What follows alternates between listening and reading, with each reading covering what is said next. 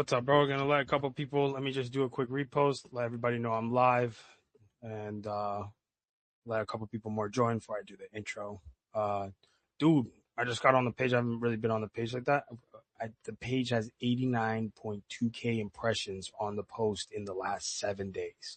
How accurate are those? Like, how accurate Wait, are which those post has analytics? 89,000? No. So when you log into your X page, right? Yeah. Since it says to unlock analytics. What X does, it'll show you how many impressions on your post in the last 7 Yeah. days, and it says private to you, but it says 89.2K impressions on your post in the last 7 days. Is that It's like possible, dude. that's Yeah, insane, dude. dude? That's a first. I usually have seen it around like 30, 40, 30, Oh, you're doing 40. a lot of But stuff though, dude. oh, this is awesome, bro. Yeah, All I right, mean, let me do a quick before repost. you do that, I want to just make sure you, Yeah. if you tweeted this out, I want to retweet it. So give me a second. I don't know if you did yet. Let me just see here. One second. Yeah, that's awesome, dude. Shoot.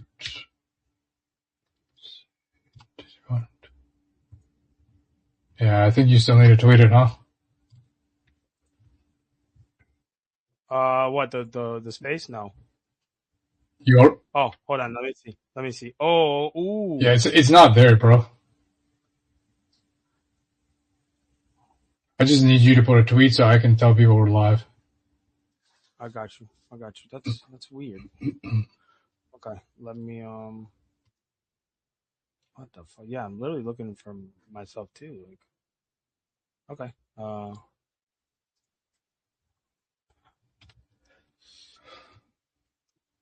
Unless you did it like a while ago. Let me check. Okay. It should be live now. Okay, let me see. Uh, Yeah, it's not showing up. yeah, it just showed up. I got it now. Hold on a second. Well, okay. I wasn't showing up for me neither. I'm like, what the fuck? Okay, sweet. That's done.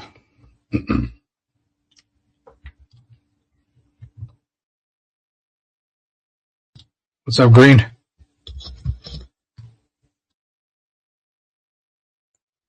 Yo, Green, what's good, bro? Let me add everybody in. Let me do my intro this out, you guys. So let me get myself together.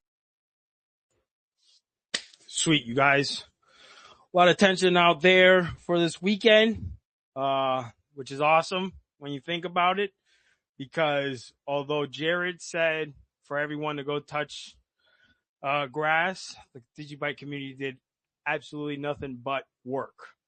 And it's been great results in our consistency. And I'd like to, shout out Green, and for everybody else out there. And we're going to wait a little bit more, obviously, for more people to join. But, for starting the movement, the article movement in the wave that we attacked it, dude.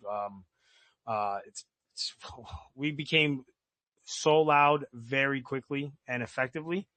And, everybody that is in here now, and for those that'll join later, definitely a big pat on your back, because this is it. This is when everybody starts to adapt the signal, and it naturally operates in the matter that it's been operated.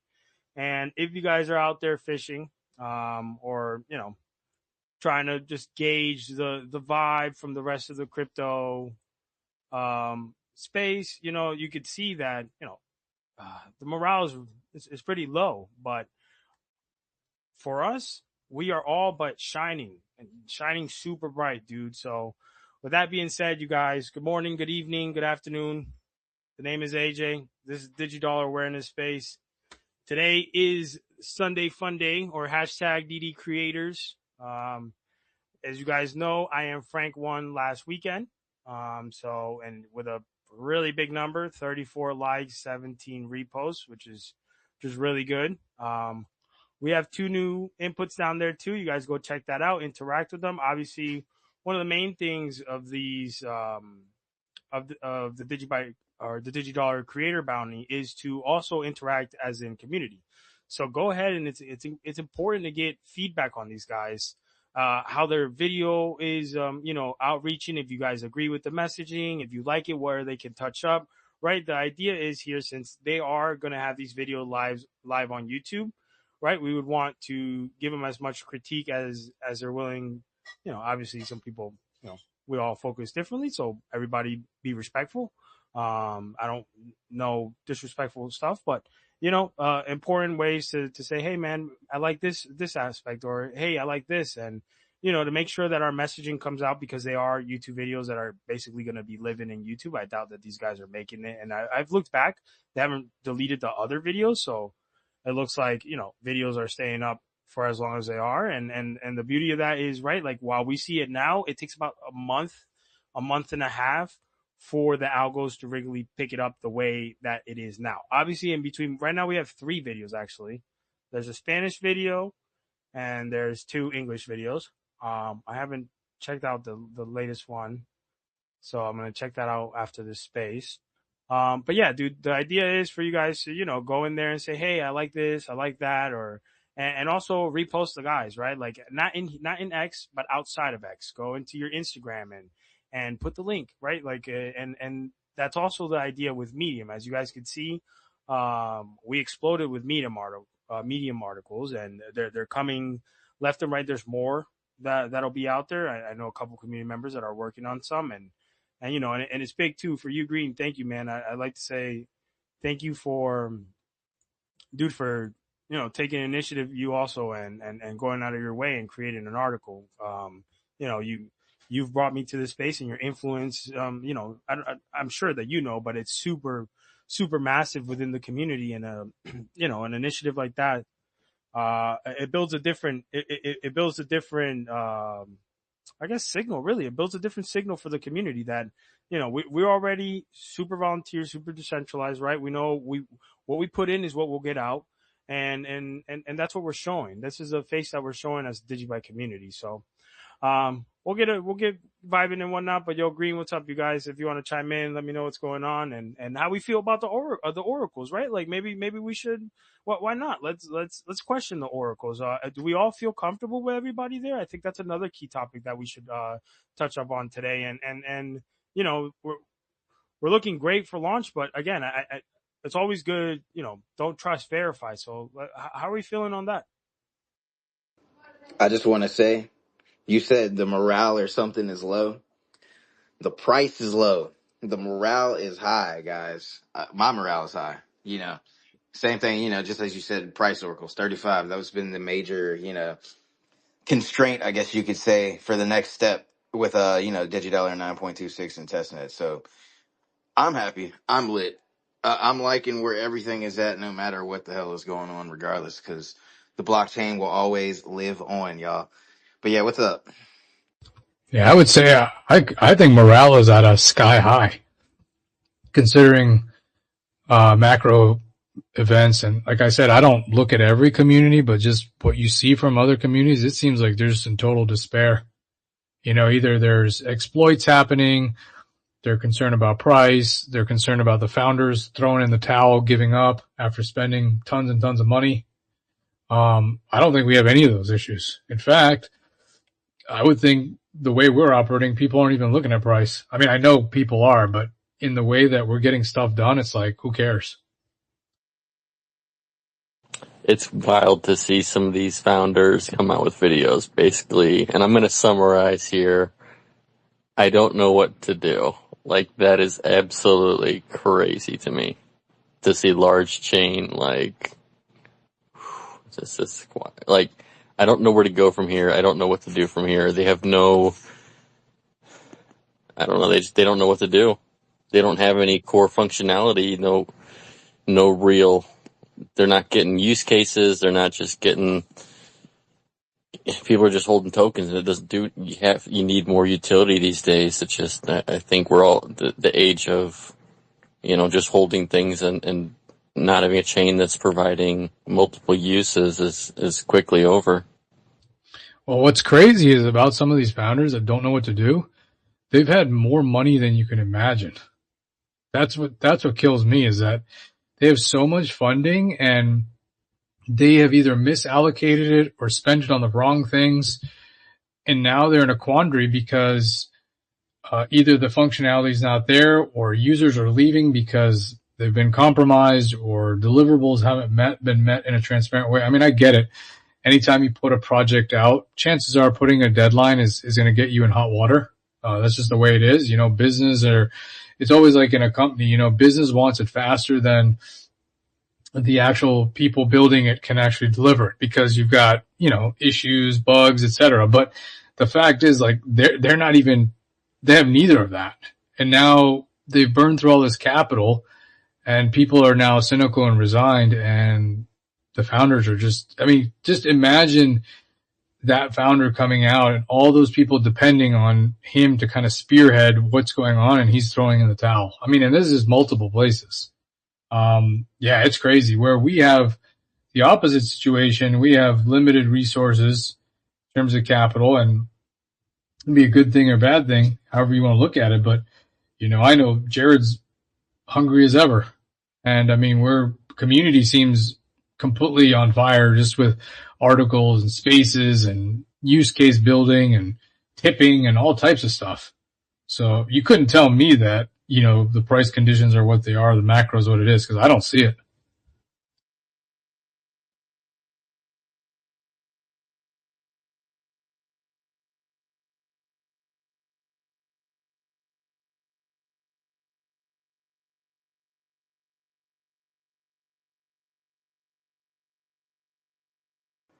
Is this thing on? Yeah, I can hear you. No, I'm joking. No, Yeah, I yeah, thought I AJ couldn't agree disappeared. anymore, man. We're steady development for at least like the past year, regardless. While everything has been slowly unfolding the way, and all the things that are coming out of play right now have been in the works for the past year. I don't know. So it's like I feel good about where we're at. You know, I feel really good about where Digibyte is headed. Yeah, I would just implore the community to just make sure, like, at this time when we are getting to the point where we're having a heavy deliverable, I think it's important for the community to be vigilant about outsiders coming in to distract us or cause infighting or FUD or promises or ways to kind of engage us and move us away from the goal at hand. I think that is a very critical, because it happens every time. Every time we have a major milestone, somehow there's this internal like psyop that comes, and it like distracts us from the main mission. And I can see that happening from afar away, but I think we just need to be very, very laser focused and be okay to say no, we're doing what we're doing right now.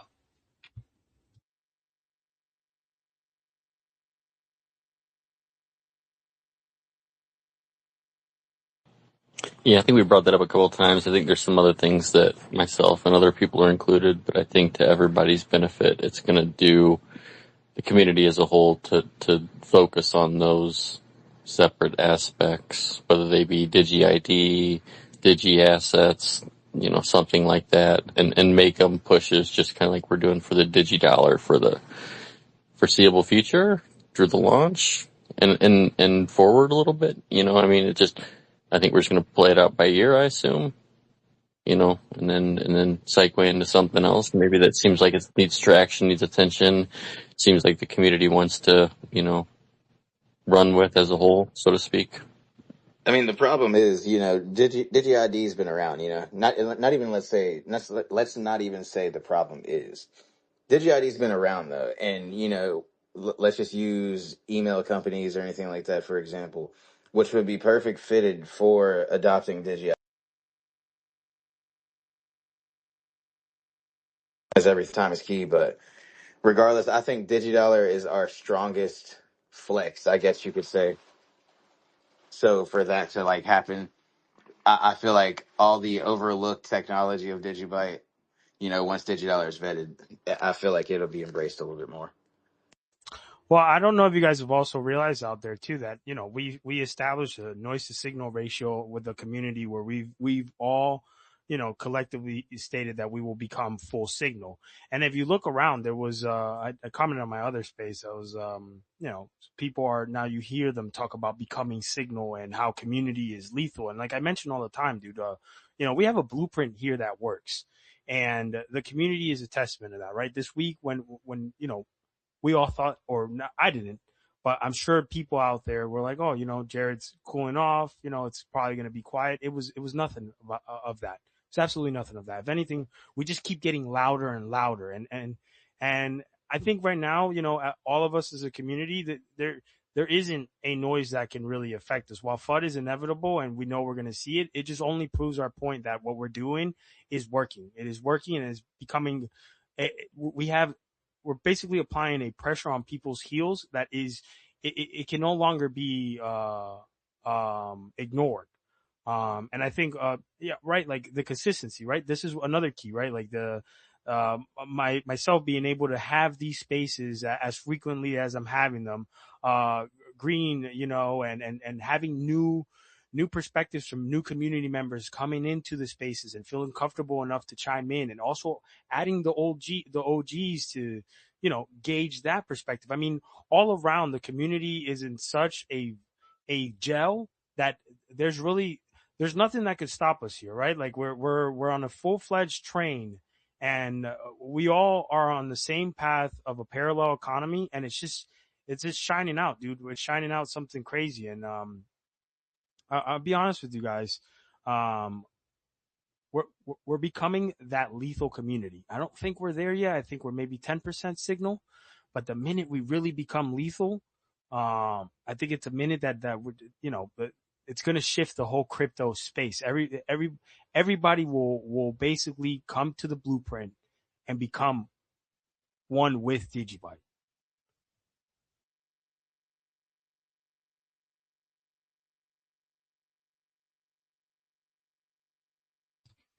It'll be inevitable.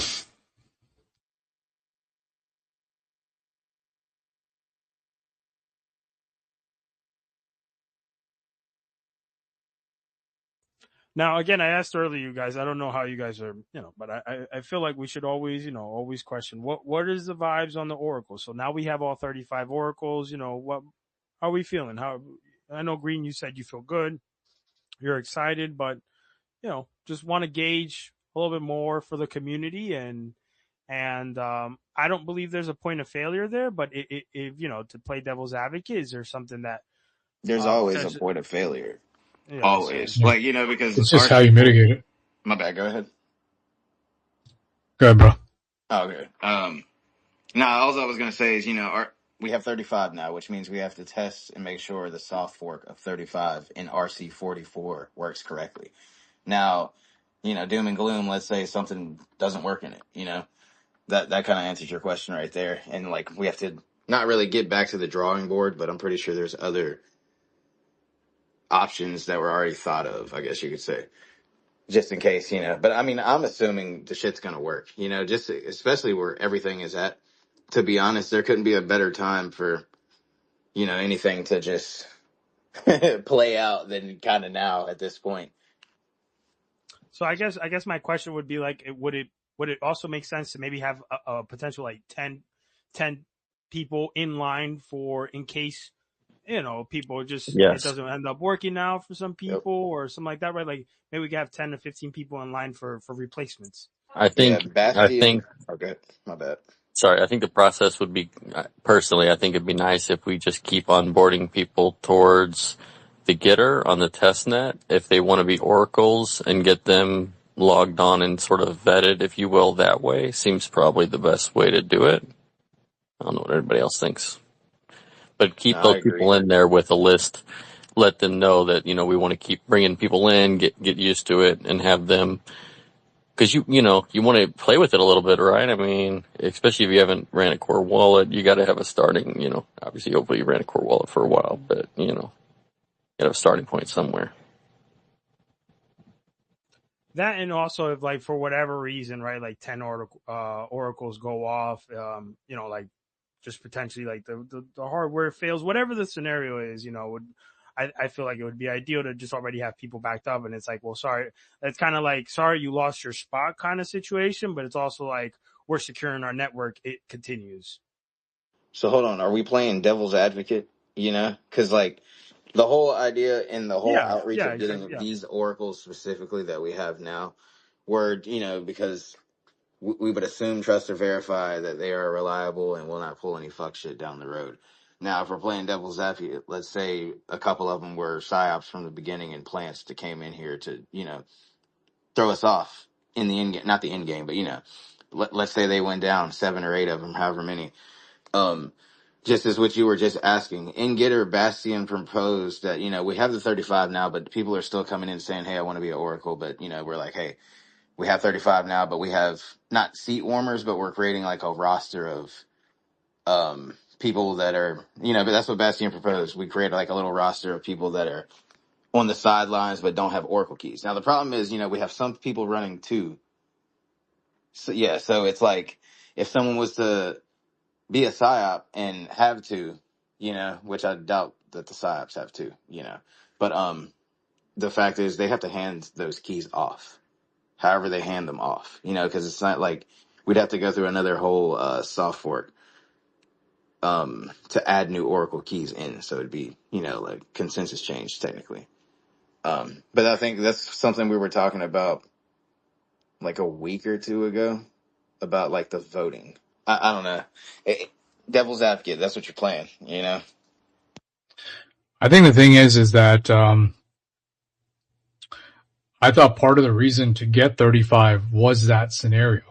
That's how we were mitigating it, because we were initially at 21 and Jared said, okay, we'll get 28 with 7 signatures. So 7 get out. We can still have the Oracle do the consensus mechanism in the first place. And then he pushed it and said, let's just max it at 35. Well, now we have 35. So I guess at what point do we keep operating from like a position of backing up or having more and more? Like, I guess the roster thing could be good if we want to expand the Oracle count from beyond 35. The one thing I would say is, from a risk perspective, I would say people that have 2 Oracles, we should try to get one of those put out to somebody else. I think from a mitigating that, uniqueness, we should, like, they were placeholders because we were looking for it. But like, for example, if we have 2 or 3 or 4 people now that want to become price oracles, we should go to the roster list and look at people that have possibly 2 and swap out one of those keys and give it to the other person, or just eliminate that key if that's the easier thing, and then put in the replacement key with the new person's machine. But that way you're mitigating some of the thing, like, oh wow, these guys have 2 oracles and now 3 of these people that have 2 oracles each are gone and now we've lost 6 oracles. I would say that's a possible suggestion, but in terms of how much we got to keep adding, I don't know. I don't know if there's really a magical number. I mean, I thought the max number was this. We're kind of getting to that 35 level anyway. I would concede personally, someone from just an IT technical standpoint, if a trusted individual wanted to run more than one. However, it would be a caveat that it's in a second geographical location, basically one physical Oracle and then like a VPS Oracle, if that makes sense, in a different geolocation to mitigate that risk. But it's also the same holder, so I guess it's the same holder though. They have the same keys. I'm more with you I'm more with you on what you said, YC. Like, while we're already at RC, not even at RC 44, we should still technically be looking for backups, quote unquote, for this reserve list. Just in case we do say, hey, to mitigate the risk, we just had, like, how many people are running 2? I guess maybe we'll say there's 4 nodes. I think there's like 3 people running 2 each. Yeah. From something like that. That's what I was thinking. So, we need 3 more people technically, we'll say. That reserve list. But, like, are they going to have to generate new keys and those keys be taken out? It's just they're generating the new keys for Oracle ID. I think they would probably transfer their wallet.dat file over to the new person and they would put that in. That's right? The sketch part, though, Is it? I mean, I guess. I've never shared, a wallet.dat file with anybody, over the Yeah, I don't know. Maybe they just have to say, okay, well, those keys are inactive and they're public Oracle keys, and they have to, now that we're in this stage right now, before the actual hard coding of that roster list, we just get brand new keys and we have DigiSwarm swap out that ID for the new person. Yeah. That's probably the better thing. And then once we have the uniqueness on the roster, we can still collect backups for people that are waiting in line. What I don't know though is if those people are waiting in line and they have pub keys, how do you actually put those keys into the system without having to redo a soft fork? Like they wouldn't, if you have those 35 and let's say into month 2, we're doing the stuff and people are locking, unlocking or minting, whatever it is. And now 2 oracles go AWOL. Like we can't put those backups immediately. We would have to soft fork again, right? Yeah, that's what I'm Yeah, under the impression of what would happen. So the yeah, that's only what I Yeah, way was. is a soft fork, and that's why RC44 is so important because we were trying to lock in the oracles that are on exactly. testnet to be the ones on mainnet. So simulate the soft fork on testnet for mainnet to make sure 35 consensus works. And that's why, it was best to get 35. Just as you said, we started with 21, 28. So that extra 7 was the fallback, but now we have the extra, you know? So me personally, I know I said what I said, but I'm saying like I'm not saying that anybody that's running two is a psyop. Like at low key, I don't fully, I'm not saying I trust, Yeah, but I but feel like I it's can verify enough the people that are running two, we're good for now until the keys get handed off. yeah, I agree with that too, dude. But I think it's best to like align with our decentralized thoughts, right? Because the ideal is to have one per person. I mean, I get it. Like, right, we vetted it, but I think these are some of my case scenarios too. Like, what if we launch and immediately let let's not just not them for an example that's using 2 at a time, but there's 35 oracles. There's a big percentage that 5 of them could decide to disappear, right? Like, and I don't mind having that being tested before the actual main launch. Now that we have 35 oracles, and what would that look like instead of having to soft fork all over again? And I think even just some of the experienced members in the group should just look at, I mean, I know you can't really tell, but audit the list, try to see if, I mean, I know you can't really do much, but some of these members we know they have X accounts, they've been participating, they've been here. But if there's folks that we don't really know, we should kind of think, okay, well, if somebody's in the roster line that has been with us maybe longer, and I know time doesn't always mean that they're going to still be there, like they could fall out, but I think you have a higher likelihood that somebody's that been here for 6 or 7 years versus somebody that's been here for 2 months. And if the one that's been for 7 years and they want to have an Oracle spot, I would think would have more reliability or less concerns of them walking away than someone that's only been here for a month or 2 months. That's the thing though, we can't really judge at the same time. Yeah, I know. It's, you just don't know. That's what makes this hard, Yeah. because, we don't really know, like, and so that would also, it wouldn't be fair, right? Like that's not really, if it's decentralized and as long as they're willing to be that honest person or, have the integrity around that, then they should be able to do it and they follow the process. So I think I would say the first step obviously is to see if we can proactively, get to that uniqueness of like, okay, some people have multiple. Maybe we should look and just see, okay, do we have anybody in line? And if we do, maybe we can mitigate that. And then after that, we just, we'll have to run with what we have and we can keep collecting a list just to have people ready, but just realize that they might not get placed until we really need them. They just have to be on standby. And then after a couple months, like if we were to do a soft fork, we need to talk to those people again and be like, look, you volunteered to be a price oracle 3 months. Is your commitment still there to do it? And that will be like our audit. And if they're like, yeah, we'll still do it, then we include them in the new soft fork. I mean, we really don't want to go through a soft fork, to be honest. I mean, we just want to like have this be it. But I mean, we're just trying to think of all the scenarios. And that's one of the things with this stuff, guys, is like, no matter how much we mitigate, there's always going to be some risk that nobody's ever thought of, but we just can't fathom that may be there. So Yeah, and I think that's why this uncomfortable, talk has to be done. We have to feel a little bit uncomfortable about the situation, no matter what, right? Because it's just it is a crucial, like it's that only first trust that we're giving out there in a trustless ethos. This is a let it play out type of situation, to be honest. Let it play yep. out. And I don't think 35, there is no, Jared or Digiswarm hasn't said. Sure, we've said 35 the max now. I'm pretty sure we're in the final RC locked in, like that's Mm-hmm. obvious. So it's like when will we even bump up 35 to say whatever, Yep. Well, wouldn't That's the we have question. if we automatically take off after? Because essentially, I have a strong feeling we're all going to lock up for 30 days, right? So wouldn't that probably cause a scenario where we might need more oracles at the point of No. towards the end of the month?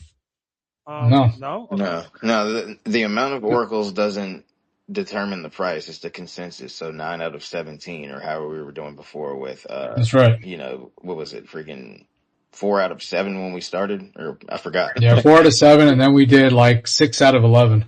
So as long as the oracles are online, there could be fucking 21 of us, and literally, if it's 9 out of 17, 9 of us just have to be online to submit the price that are selected, That's right. so we get selected randomly every 15 minutes. So, per epoch for the oracle selection.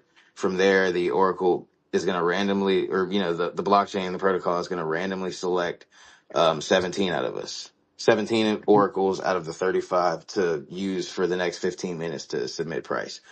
From there, every block, every 15 seconds, 9 out of 17. So the 9, you take the median out of the price that the 9 submit. And from there, that's where you get the oracle price. So it doesn't matter if the amount of oracles, that's not going to do anything to the price, increase the price, lower the price, stop the price. None of that's going to matter. The consensus is what matters. We're just trying to have 35 to move away as far away from that number as possible. Like if we need 9, we don't want to sit at 10 or 11 and be like, oh no, 3 dropped out and now the price isn't reporting.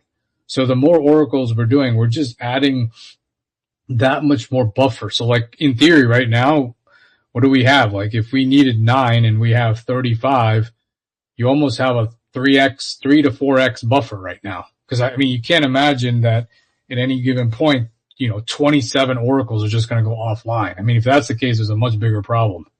Or 26, whatever the number is.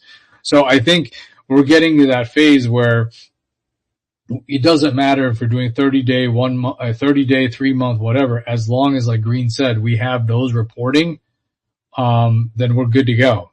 And so, I mean, yeah, it's like if we have 35 and it's functioning, at what point is somebody going to make the decision and say, yeah, everything's working fine, mints, locking up, we on average get, majority consensus for price reporting. Let's go increase the oracles to 50 or 75. Why would we really do that? What's the reason? I mean, unless we really have the demand there and we really want to decentralize it, it's fine. But if nobody's asking us, why would we go through the headache of doing another soft fork? I guess that would be my question. Yeah, that was going to be the next question. Also, is like, so then at what point do we decide? Yeah, like literally, at what point do we start to decide? Yeah, maybe it's time to add more oracles. Like After 2 years, I feel, once this is out of the Mm-hmm. experimental speculation Mm-hmm. phase. Mm-hmm. So, I is mean, there that a was the initial scenario design before? anyway. Jared knew that thousands of people weren't going to become and be price oracles. First of all, that would also add risk because, you could have bots out here creating shit and have, 2,000 oracles, then 1,500 of them go offline because they're all bots. That's right. So, Yep. 35 selected, trusted, verifiable community members. That was the move because we know this is, speculation. We know this is experimental until it's not. So, it's up to the 35 for now until, but I don't see another soft fork after its own mainnet for a while, just because, the fact that we would have to do a whole nother soft fork and there could be issues with that. I mean, these are pretty Yeah. much Jared's words and Digiswarm's words. Yeah, I agree with you on that, Green. That's why it's very crucial that before 44 comes out, we address all of our concerns or, any other bugs that we found, with testing, which I think most of them have been completed or resolved. But once we get that final roster list, it's ready to roll. We're going to mainnet. That means now we got to go after the pools to get activation. So, maybe it's, one of those things. I mean, I don't think you need to get another confirmation from these oracles because that's why they've been coded in. That's why we have the roster. It's their buy-in. But, yeah, I think you want to stay away from doing too many soft forks, and I would agree. I mean, if you're going through I think even Jared said we probably need to give it a good 6 months to a year to see how this thing really operates. I mean, 2 years would probably be even more conservative. But after that, I mean, if you've got enough positive feedback that this stuff works and it does what it does, I mean, yeah, I think then you can consider, like he was saying, coming out with a version 2 of Digidollar. Maybe there's some other enhancements or things that we've learned through this process that can add even more security or being more robust or whatever it is. But for right now, we just have to run with what we have and ensure that it does the functionality and doesn't cause any issues, any major issues. Let's put it that way. Like UI issues, I don't think are really a big deal. I think people pick about that stuff like, oh, this looks small, the text looks small, or color, but that doesn't really matter. I mean, that's just more extra aesthetic, you know? Yeah, I think with UI, it's like, that'll definitely be something later around the lines where we can make it a lot nicer and whatnot. The idea here is to just make sure everything runs as smooth as possible. Now, do you guys see in a world where, DDV2 is in 1 year instead of 2 years? Like, where testing has, like, in a scenario that, or could it be something like where nobody ends up locking up past a year? And I don't know how we would notice that, how we would know that, right? Because we wouldn't. But yeah, like, is there a scenario where, we launch V2 maybe next year? You could. I guess it just depends on what kind of feedback we get. Because if, in a funny way, if you get less feedback about issues, it will prevent us from creating another version. Unless there's a compelling case. Like, unless we're like, hey, listen, we found out 35 is not the magical number. It's 51 or 75 or whatever that is. And these are the reasons why we need to do that from a risk perspective long term.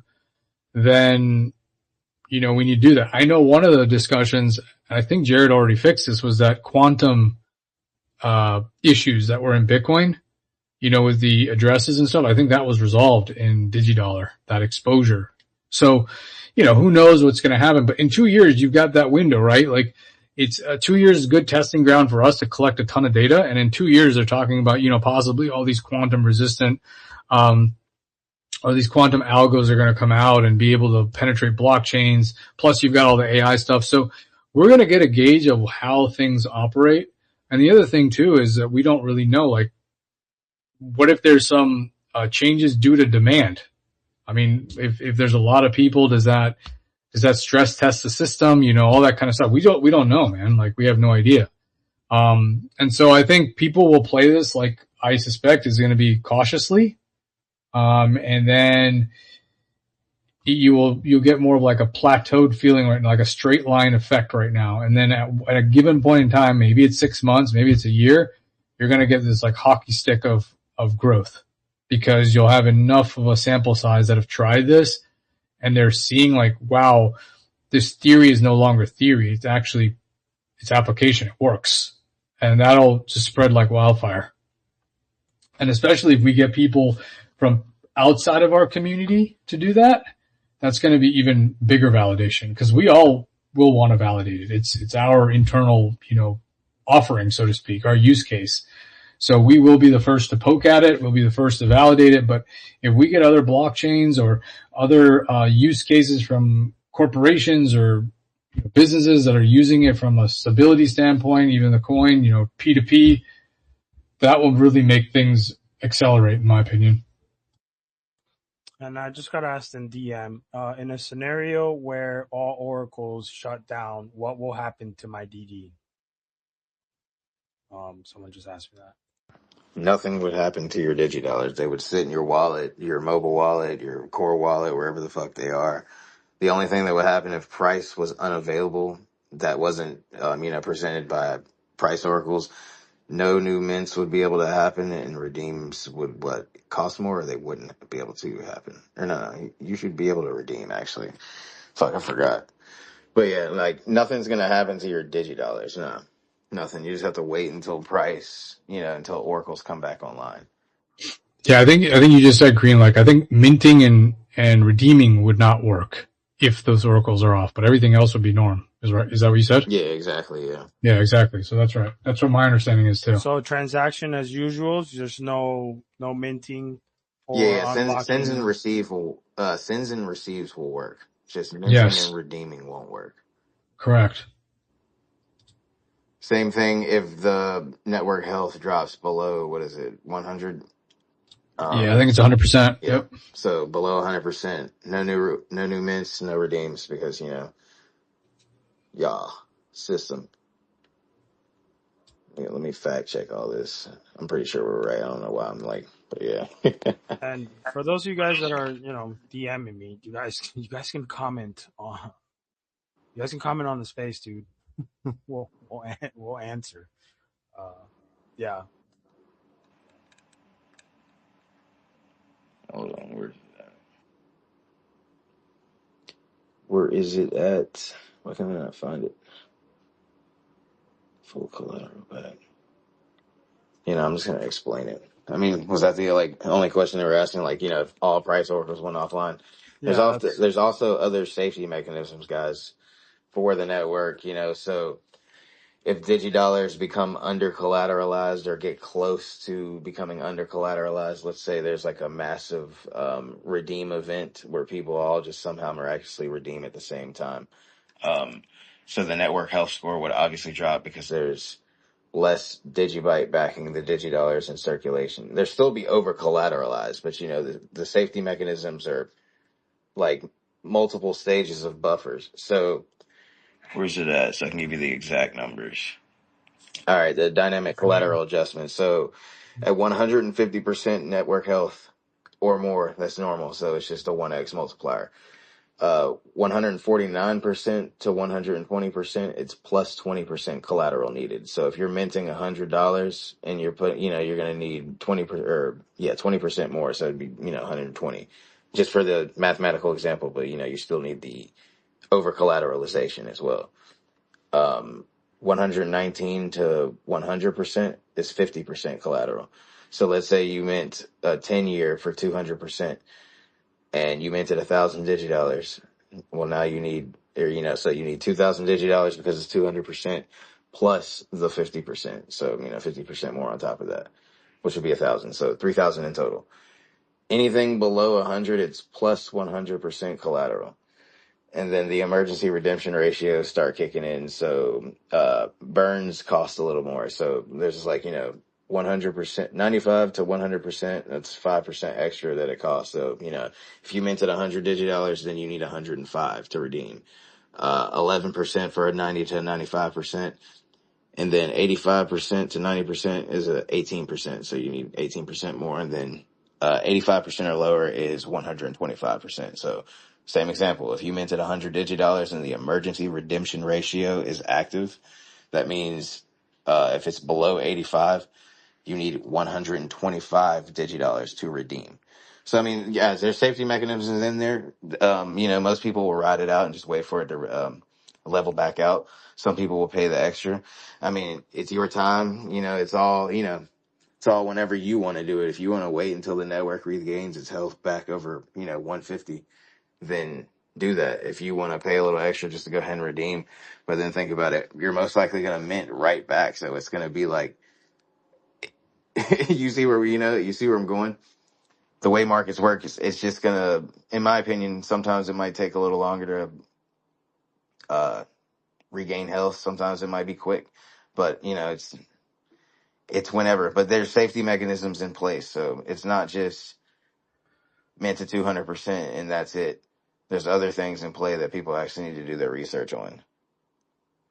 And the other big thing is out of this whole stuff that you're talking about, ERR and dynamic collateral adjustment, none of your Digibyte gets liquidated or margin called. It's all Exactly. good. Forgot to add that in there.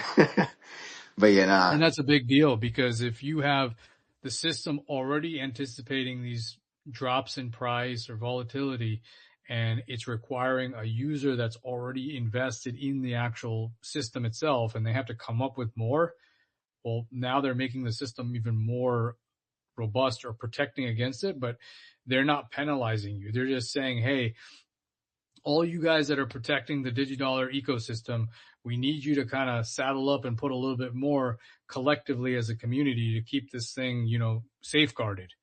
They're not telling you, hey, you guys all put this, you locked up your Digibyte. Oh, by the way, price drop, volatility, screw you guys. We're going to take over all your Digibyte. Like, I'm kind of giving an aggressive example, but that's kind of how other stablecoins are, to be frank.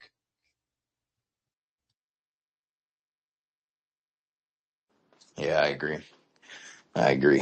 Literally, you can do what you want. Now, that's the beautiful thing about this. There's no permission needed. No permission needed.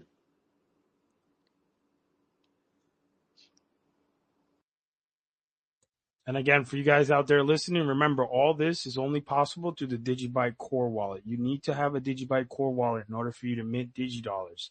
So I'm gonna go ahead and in the space right now, I'm gonna put the links for everything that I usually do, which is the Digibyte Core Wallet tutorial on how to the Gitter. So any questions that you have on testnet, we are approaching launch, but testnet is still live, and we definitely need critiques and anything that we can work on and get make better. Obviously is for the benefit of us. The link to GitHub, so you download the latest release of testnet. And don't forget that for the DD Creators bounty, the only way that payouts work and any bounty for the future that is sponsored by Digidollar Awareness, you must have a Digiscope.me account. So don't forget to go register. And just in general, I have a strong feeling, as we know, Johnny's been putting in some work, and he did mention the goal is to have Digidollar in Digiscope. So just keep in mind that we will more than likely be tipping Digidollar, because I doubt anybody's going to be tipping their Digibyte. At least I more than likely won't be tipping Digibyte once the Digidollar is out.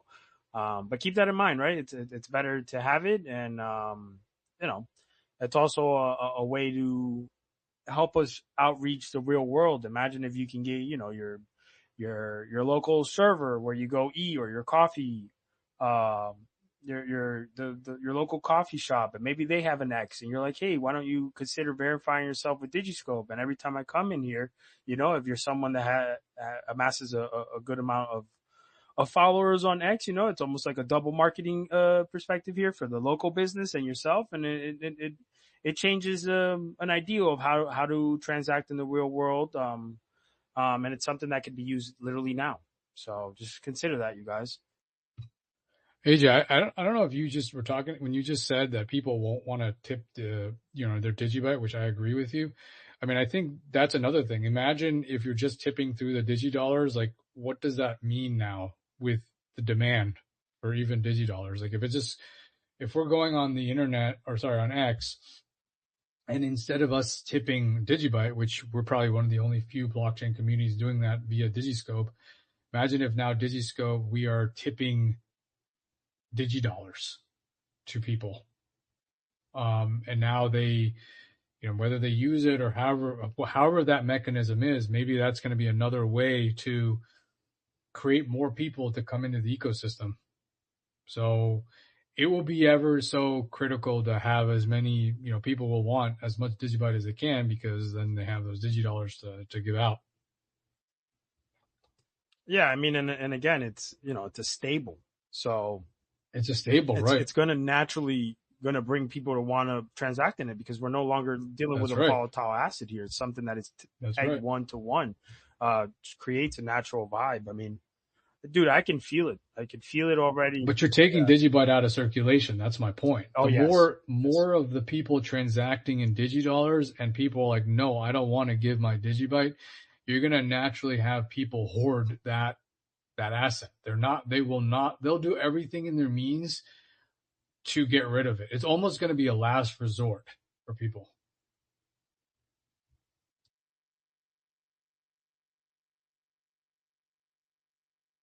Yeah, that's why I go and sit and I don't know, maybe if Dave wants to chime in and give his perspective, but I do think the biggest play that I think we're all just like kind of letting it go underneath our nose, or maybe not, but I think one of the biggest plays is I think the miners are going to cause the biggest supply shock that we've ever seen in any ethos. I think those guys are just They're not going to distribute any coins. I just don't see the reason why. If I'm looking at the protocol, I don't see the reason why I would dump my Digibyte. I just don't see it anymore.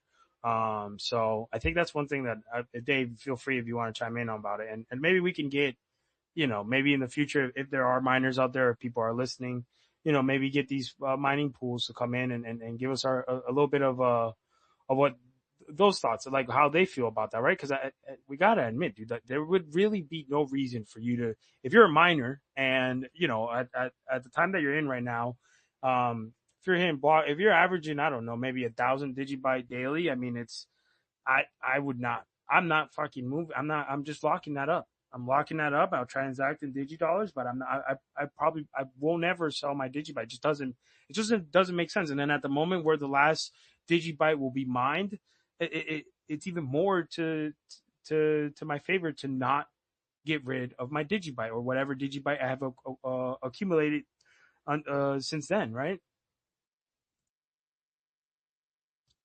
Well, your supply is also a lot less, I think, than the 18 billion, because I mean, you do have a variance of how many people over the years have just lost their Digibyte. It's not even there anymore.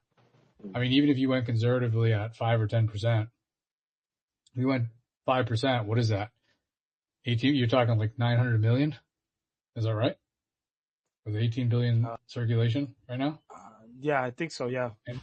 And if you have 10%, that's almost 1.8 billion that you can't access because they've either been sent to the wrong address or people have lost their keys or whatever it is. So, we don't have that data. We'll never know. But I mean, that's the thing, is like, you look at this and this is like causing a supply restriction from like multiple points. You got miners, you've got lost circulation, you've got the 1% reduction per month. And then you just have naturally all the lockup that's going to take everything out too.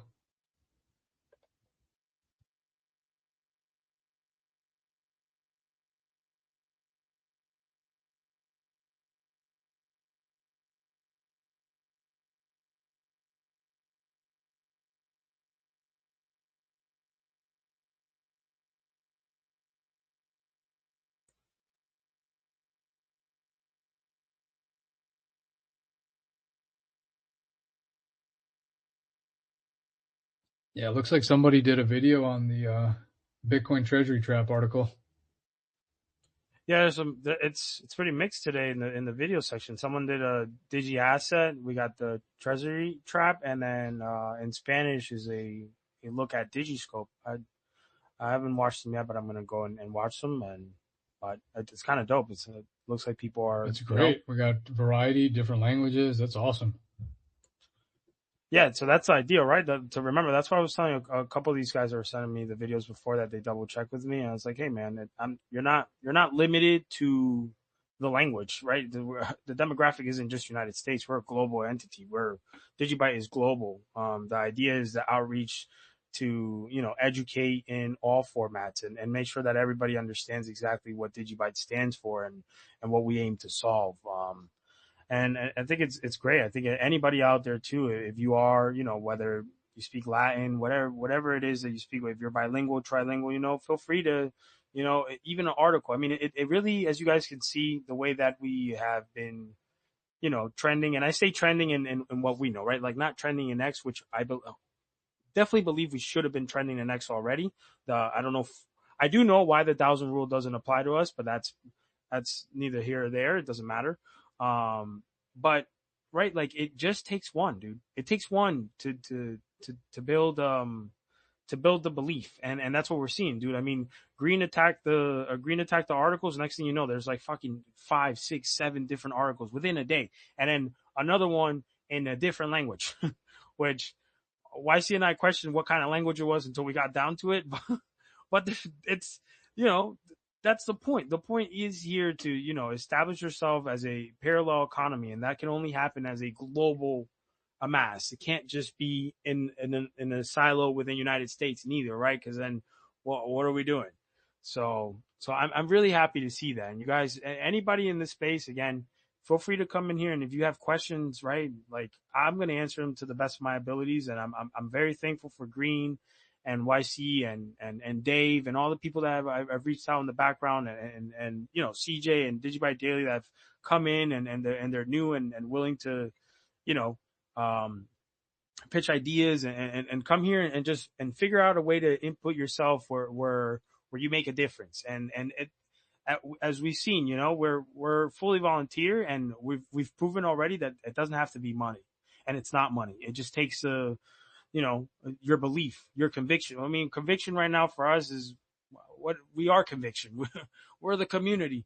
We're the literal conviction of DGB, and then we've gotten louder and louder, and we just keep pushing that way with the consistency that we have behind us. I mean, the moment that we do go in main launch, it's going to be insane, man. It's going to be insane. And well, we will get the masses, right. And then, tough shit for those out there that their plan is to sell that Digibyte, because I'm going to tell you right now, for you guys that are listening, for those of you that when this thing goes live and decide that, because some of them have told me on DMs, like, hey man, I plan on dump. I dare you to, because I will buy your position out. I dare you to. But again, if that's your plan, dude, I will dump and I will lock up on you. Okay. So just keep that in mind. And I don't think I'm the only one with that sentiment. Like we mentioned, there's probably only about 2 billion coins that will be, available when we really look at it. So I know that once we go live, I have to be aggressive. It's not that I'm going to, it's just, I would have to be aggressive because it's the world's first truly decentralized stablecoin. I know immediately and behind the scenes and all the work that we've been doing, I know how aggressive we're going to end up being, and the protocols that are going to be fulfilled thanks to Digidollar, right? Like, it ties all our ethos is, it blends back in Digi Assets as we all see, right? Like, Digi Assets is coming back around into more of like, everybody wants to understand it. Everybody wants to find the proper way to have this utility be out there and be able to, maybe create some type of tokenomics out of it. Who knows, right? Like there's a lot of idea, but the main play here is really that stable coin that we see that in the crypto space has fucked a lot of other people. And here, when you're in Digibyte and you're minting Digidollar, like we say, there's no liquidation, bro. Like it's like, again, not financial advice, but someone tells me there's no liquidation on me minting my stablecoin. I mean, that's a fucking no-brainer, dude. Like, what the hell? Like, I don't have any more questions. Obviously, I'm always gonna have questions, right? We're always gonna don't trust. We're gonna verify.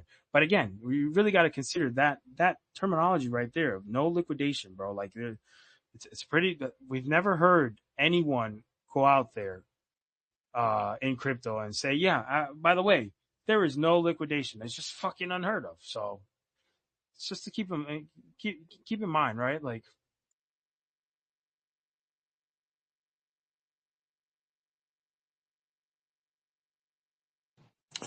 Is there any other way that any other chain can do a non-taxable event in a similar way? Because I'm unaware of if they can. So I've done my testing with AI, and AI has said what pretty much we have solved, that it might take a decade, is what AI ends up saying, for someone to create basically the Digidollar. So Jared actually got the Digidollar done fairly quickly. So I don't know if I have the answer for that, honestly, but AI told me no. So you think, I understand quickly with the AI, with the help of the AI and DigiSwarm and all that, but I think he said in one of the videos it's been an idea for like 7 years. Does that sound right? 2019. Yep. Wow, it's amazing.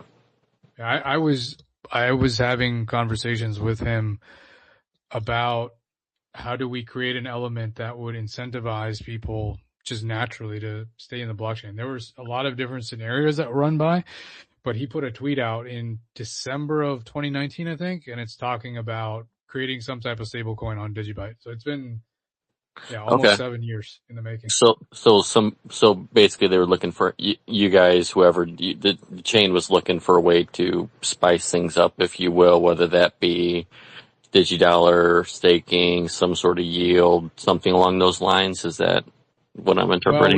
we were initially, there was a lot of discussion about POS, like Right. Proof of work, proof of have a stake hybrid changes. Right. algo. Cause if you look at, I think it's Decred.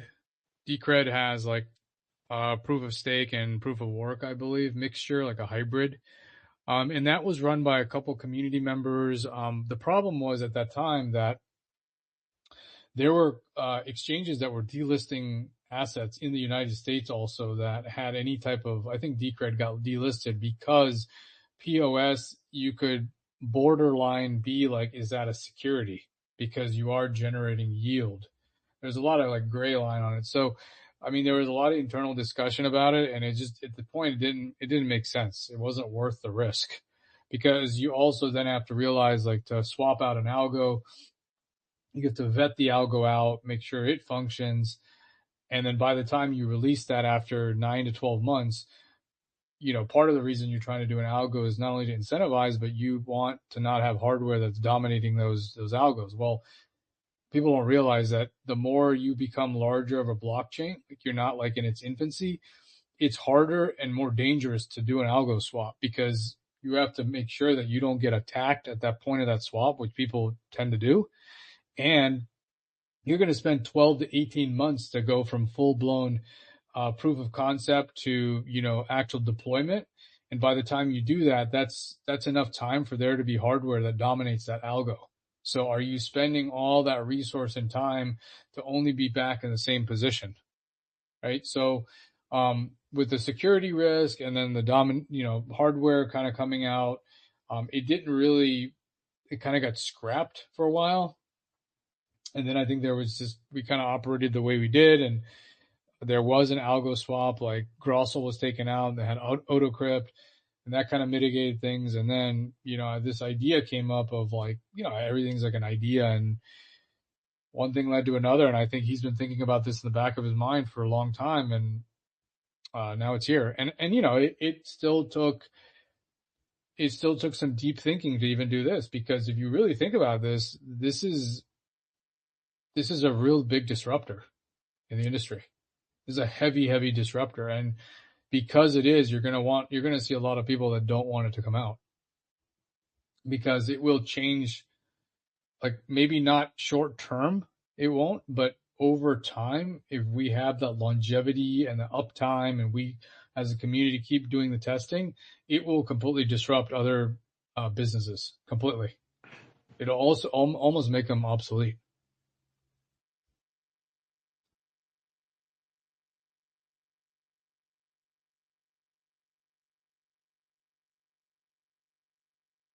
Yeah, I could see other businesses and institutions also being forced, you know, to go to more over-leveraged similar models as well, which would be nice to see. Instead of the current under-leveraged, heavily model we're seeing. Yeah, I think even like you see DAI is an over-collateralized stablecoin. I think it's an ETH token. And for a long time, people talked about DAI and, oh, they're over collateralized. The problem is, I think a couple of years ago, they had issues because they caught had a lot of heavy liquidations and margin calls. So that's what I think has to really be kind of put in people's mind is, yeah, over collateralization is great. It's almost a necessity. If you're not over collateralized, you shouldn't even be launching a stablecoin, as far as I'm concerned, because if you're going par at launch with something that's volatile, you're asking for a beating. You're asking for that stability to become unstable. That collateralization ratio will go sub 100 on any given time if you have no over collateralization. The thing is that the over collateralization is a necessity, but if you tie that in, the way they hook you in is they say, okay, well, your asset is safe, right? You're over collateralized 200-300%. But while you're thinking, okay, that's the hook to get me into the system, there is some threshold that we see it. I mean, we say in crypto it doesn't happen, but dude, it happens more frequently than we want to admit. And then it margin calls them and liquidates them. And it's like, well, I was over collateralized. Why did this happen? It did, because that's how the system was built. So when you're thinking about it, just because people are going to think, okay, well, how secure is this thing really? Like, okay, you got the 5 algos that's secured from the actual base layer. It's quick, cool. You got a certain amount of the stuff is on chain with zeros, some privacy element. That's sweet. But like, okay, I got this 500%. That sounds pretty comfortable, but like, then what? Well, now you are building in like these massive drops in volatility. You've got an ERR, you've got dynamic collateral adjustment. Those are all like multiple layers to protect users that are doing this or using this functionality. But the bigger thing is like you don't have any margin calls or liquidations. So, and usually when you look at margin calls and liquidation, that's ways that the actual protocol generates revenue, like because they're basically collecting, whatever those fees are. But that's another thing I look at from a regulatory perspective, is that if you get people to say, well, hey, who's the profiteer from this like whole thing? Like somebody's got to be making all the fees, right? There's some fees, or somebody's collecting some revenue, or wait a second, the amount of holders you have, there's got to be some yield component that the founder's making. And the crazy thing is, like, Jared, dev team, nobody's making a single dime off this. There is no revenue source on Digidollar for the creator or the dev team. Now, can the users create revenue? Sure. Yeah, absolutely. But that is based on the sole discretion of the person locking up their Digibyte and participating. That's not like, well, I participate, it's over collateralized, now it goes down, and dev team is now making a cut of all the people that are like sub 100%. No, there's nothing like that. So even from a perspective of like, oh, well, somebody got enriched off this, and that's why you can't even, there's not even a mechanism for that. I mean, even Jared's publicly said this whole thing, Digidollar, was built for humanity. It wasn't really built for him. It's not built for him to make any money off of it.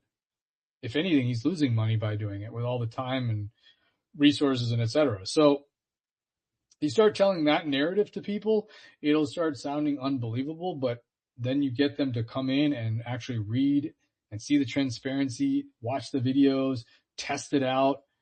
It's going to be very, very hard for them to deny it. And then more importantly, it's kind of like that drug. Once you take it, you might not want to get off it. Just stay in there. Start building other ways to create your life around that system. Like imagine if you even had, like down the road, this is a crazy thing, but like imagine if you had your Digibyte core wallet was your entire life. Like it was your bank, it had your Digidollars in there, your self-custody. You could pay vendors with your Digidollars. You could, go to a lending market. You could have you could have access to your medical record, like a whole bunch of use cases that you could access via your core wallet. That's the power of where you could go with this stuff. But I mean, obviously this is a big component right now, but yeah, I mean, that would be my big thing on why this is just so groundbreaking. And it's also very threatening, quite frankly, to a lot of other protocols. Because they can't go back and reverse engineer and say, well, no, we don't have any margin calls and liquidations anymore. They can't do that. It's too late. I guess I got you, dude. I'll keep you anonymous for the DM guy, dude. Hold on. He said, hold on, let me read.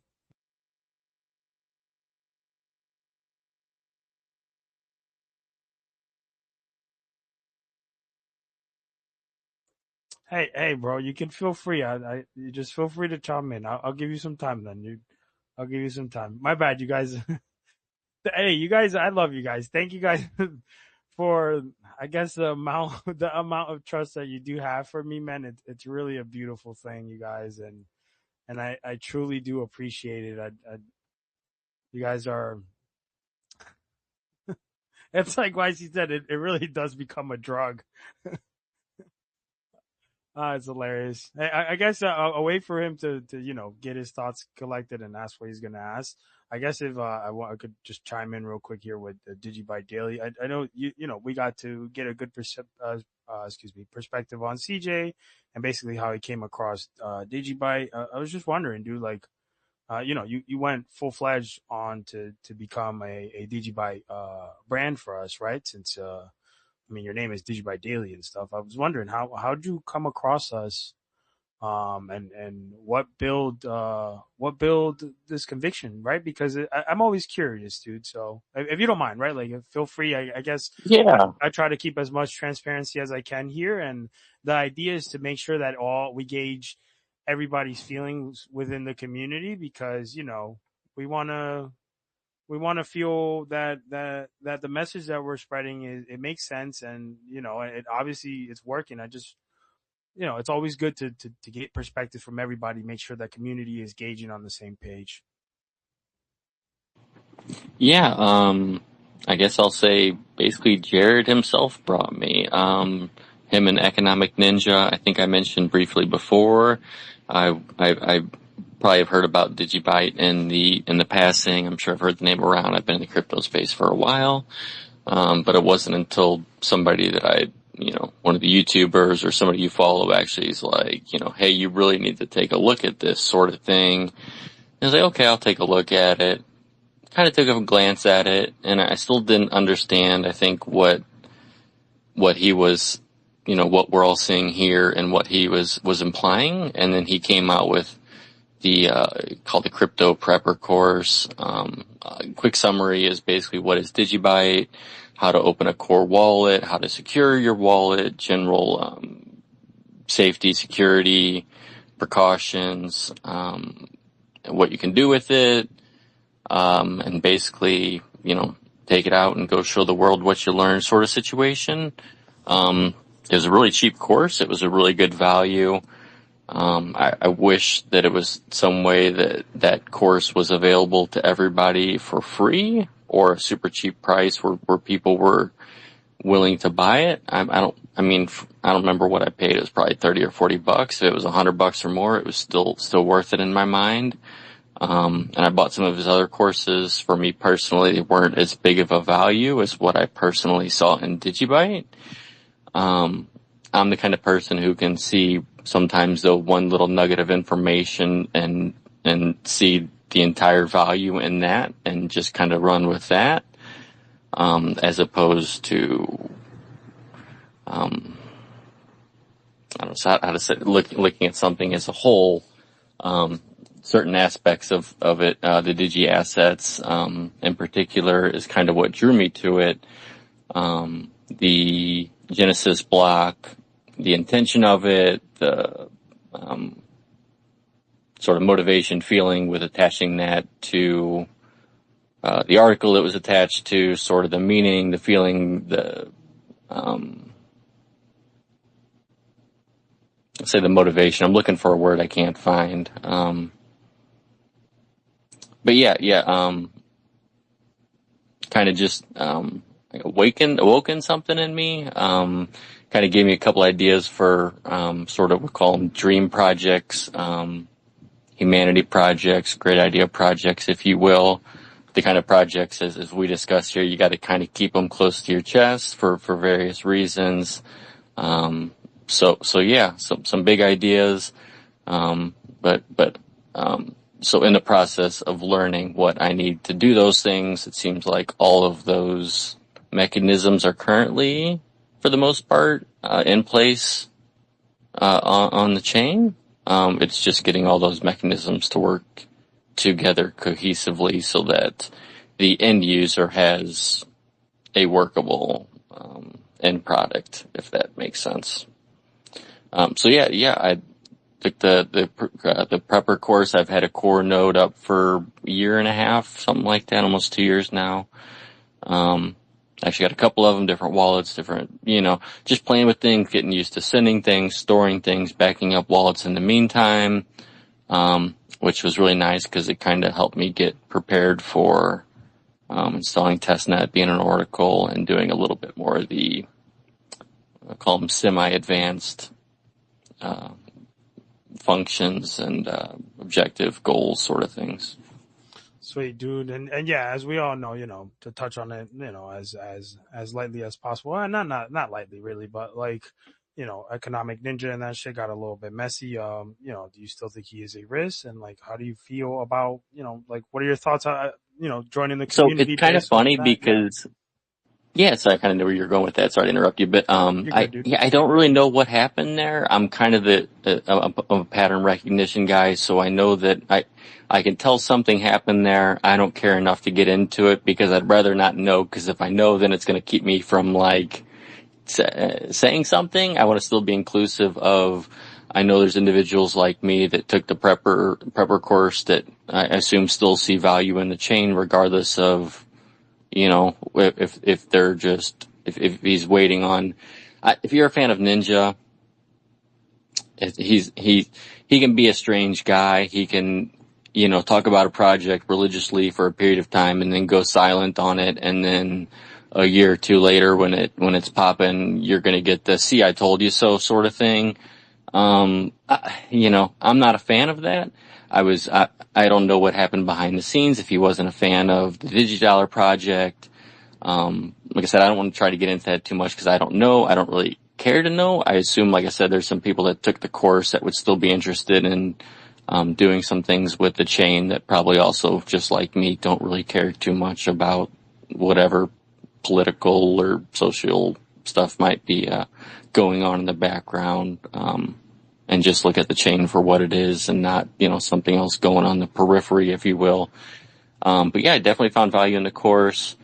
But yeah, something did seem like it happened. It's kind of weird. I think there's been a couple of mentions of Digibyte from him, but it's been few and far between. I would have thought he would have had some sort of big to do about the Digidollar. Like I said, I don't know what happened.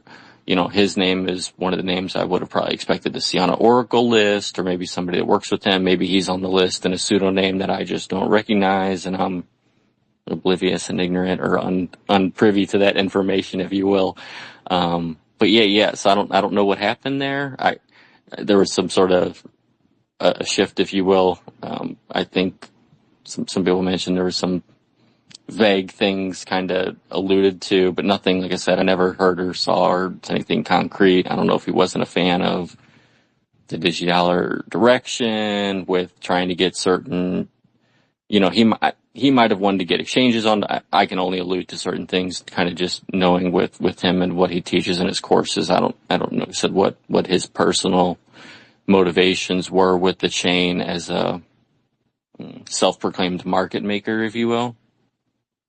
I'm trying to be as politically correct on everything if you can. So yeah, I don't want to, offend anybody, but, yeah, does that answer the questions? So I Yeah, really don't know how to dude. feel about it, I guess, other than, I guess wait and see. Like I said, I don't know. I mean, if somebody knows something and they want to go to it, or if there's something I could probably just Google it. But at least I don't think anything that big blew up. If it did, I missed it all and don't care enough to go look for it. And again, I don't know, but I gotta ask, dude. Your name is Digibyte Daily, and I know maybe you're new or whatnot, right? But you said you've been following along for a while. But are you familiar with Daily DGB? So Since you kind of just I gotta ask that one. So I'm not, and when I was looking for, I had just seen, there's some other names out there. I was just looking for a media name, and then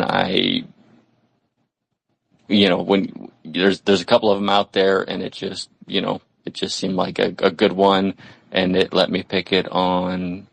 I didn't think to check, does somebody have it everywhere? And then it wasn't until I think I got to X.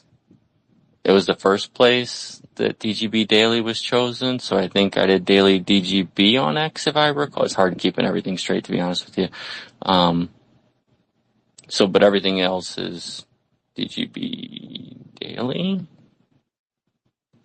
But there wasn't any, I didn't know he existed. There wasn't any intention. If he reaches out and says he doesn't like it or something, I'm happy to alter my name or something. Wouldn't want anybody confusing me or thinking I'm him, or vice versa, or any animosity or anything like that. There was nothing, I don't think anybody's gonna feel offended by it or anything really. Well, I Because mean, regardless, everybody in the DGB community or anybody who follows him, knows, his profile picture and his at name. So, I mean, if they were to see you, they would see, Digibyte logo. So they're going to be like, no, that's not him. That must be a different one. But, either they'll engage or they'll move along. But Yeah, and I think with time that distinction should become more clear for anybody that, is following the space. So I'm not he shouldn't be and I shouldn't be, I don't think it's anything anybody should be too worried about.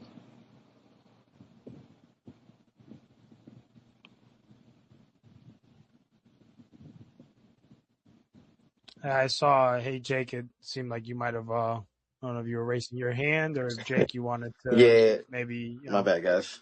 come and chime in. Feel free. I send you an invite to chime in if you don't mind.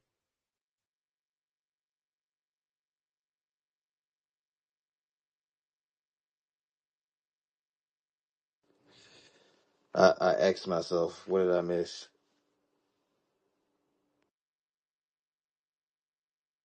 No, not much. It was, Scott was just answering your question. Oh, okay. Yeah, I guess I saw Jake put his thumbs down too earlier, so I'd be curious what that was about. Yeah, again, you guys feel free. This is a comfortable space, and this is the idea, right? Like, for us, to figure out what we need to discuss and what we don't agree with. Like, you guys, this is super feel free space. So, Jake, if you do have anything, I sent you an invite to speak. Feel free to chime in and speak and anything like that. So I got back to question from the kid.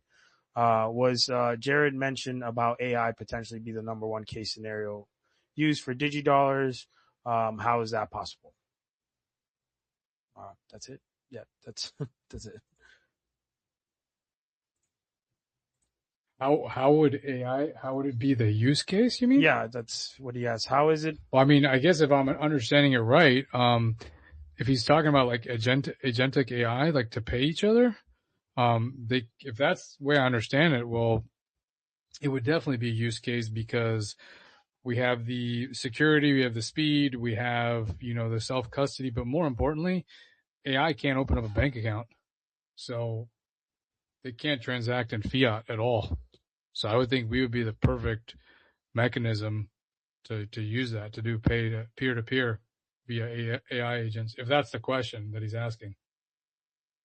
Yeah, if you want to just respond to that, bro, I'll again, feel free to post it in the comments or chime in the space.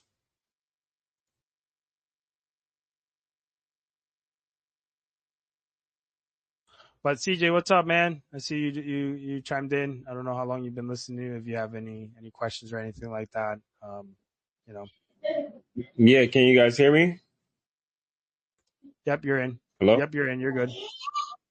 Yeah, I was just trying to figure out what you guys were talking about. I just chimed in, like literally just logged on and saw you guys talking, so I thought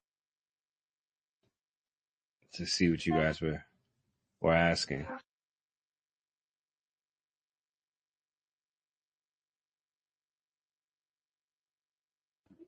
Can you guys hear me? Yeah, we can hear you. Yeah, you're good, dude. We can hear you. Yeah. Yeah, I was just trying to figure out what you guys were talking about. What was the subject matter? Because I just literally just came in. So it's been a little bit all over the place. Basically figuring out if there's a need for a spare roster in the Oracles. Getting to know obviously DD creators. We spoke about that, and then we were getting to know Digibyte daily, similar to like how we got to know you on the spaces and chop it up. And right now we're uh, Sundays are really the DGB vibe. Kind of Tuesdays are more. I know that everybody's more so on the work pace, and we end up talking more on that sense. But Sundays is chill back, and it's good. I like the fact that we can just riff off of perspectives and try to work off of that. And another thing that we address is how loud we've been in the past week and just this past weekend. With such a I guess stressful weekend, right, for some out there that are looking at numbers, and we just blew right by that and continue with what we believe, which is building. Just continue to keep building, head up, and pushing forward and keeping consistent, which is it's crucial for us to become the lethal community that we want to be. And it's beautiful to see that we're all slowly, but we are all on the same page and attacking the same belief as a professional. And again, we are not, there isn't a single company here, but I feel us as a community are starting to move more institutionalized. Not to say that we have an institution behind us, because we all know we don't. If not, we'd fucking be top three, and we'd probably be scamming. But yeah, dude. That's pretty much it. Now, I don't know if Jake, I don't know if he's getting it, but Jake, again, feel free. I know that you had a lot of reactions, or Dave. I always bring in Dave. Dave has always good perspectives. He's been an OG for a while, but you guys feel free. I don't know if your name is Xavier or Javier, but you guys feel free to chime in if you like. And yeah. Oh yeah, there we go. Jake's in, dude. What's up, man? Welcome to the space, dude. Yes, I appreciate the invite. I just got a new phone and apparently my mic wasn't even set up. So, took me a few minutes, had to back out and come back in. So,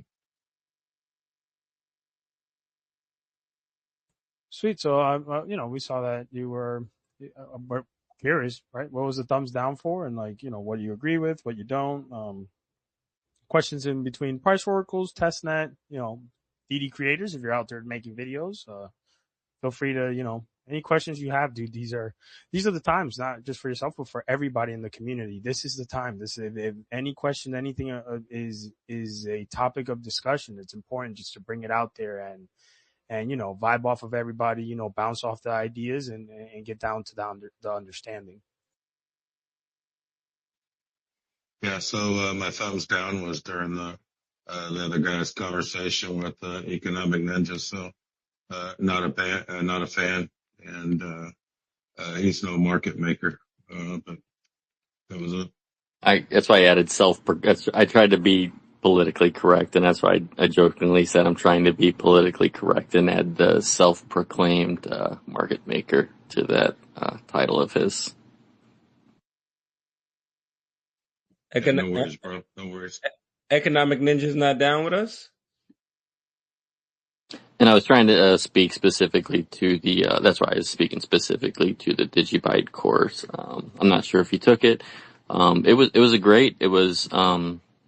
wasn't not information. I don't know how to say that. It's information that could have easily been posted by anybody, any one of us, and it may be up there, but I didn't find this sort of information in the sort of easily put together, how to well thought out explanation video. There's some other videos out there, but a lot of stuff is either just explanations or that I found was sort of just,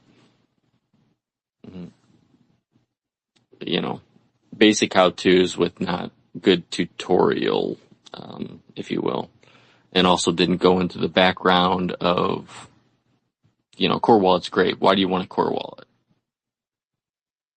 Right? I mean, we all know why you want a core wallet here now, but when you're trying to explain this to somebody who wants it, what's the selling point? What can they do with it? So the whole self-custody thing and all that is really, it's just really drilled down into and what you're doing to support the network. I think let me just chime in here. I think I've seen Economic Ninja for a long time. I think he had a lot of subs. He was a big advocate of Digibyte.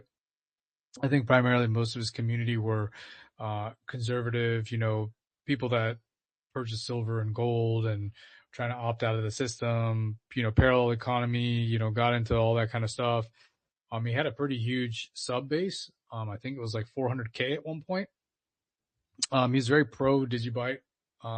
Seemed like just a good dude. I don't know him personally, but I think there was a point where some of the community members talked to him because he had Uphold on one of his pages or YouTube videos, and it was talking about XRP. And at that time, I don't know if he was promoting or not. That's his business. But I think the issue was that he was talking about Uphold. And as a community, we've tried for almost 5 years to turn Digibyte on Uphold to no longer a synthetic asset. People don't realize when you go on Uphold and you buy Digibyte, you cannot you cannot self-custody that Digibyte. Correct. And there were people that, as a newbie, and you don't really know the industry in and out, and you're just trying to learn what's the easiest place, you go to Uphold, they have Digibyte. It's, I think, in tier 2 where they buy it, and it's just synthetic. You can buy it, but you can't take it off.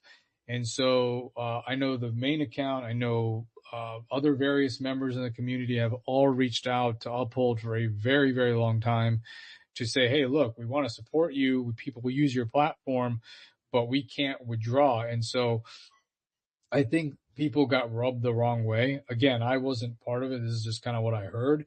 People got rubbed the wrong way that, one, it was like a XRP thing, and then it was a whole Uphold thing. But, if you're a Digibyte kind of advocate and the platform doesn't let you custody it out, then, it seemed like it was a little bit of a conflict. And so I think that caused some kind of heartache for the community, and kind of he took some time off, and then this course came out. The course was fantastic, in terms of like what you're talking about, Digibyte Daily. Like, it was a hit. And the other reason it was a big hit was it forced people to download a core wallet. So they ended up being a node. And if you look at the global map, there were a lot more nodes that came on board to secure the network, because it was a very basic understanding of like, what's the benefit of core? Why do you self-custody? How to download it, et cetera, et cetera. It was a very good primer. And so I think that was fine. And I think lately I've seen people, comment on his YouTube because he's been pushing projects that I don't know fall within his original ethos. And I like I said, I don't know anything about these projects or what's going on, but I have seen some, heartburn from people that have been loyal to him for a long time, because they don't understand what's going on with these projects or how it fits into his overall like opt out of the system thing. So that's kind of my understanding of it on a very brief level. I don't know him personally. I haven't talked to him, on the phone or anything like that, but, so I don't know what's going on, but that was kind of the history around it. And I don't see him now talking about, Digibyte at all. I haven't seen anything. So.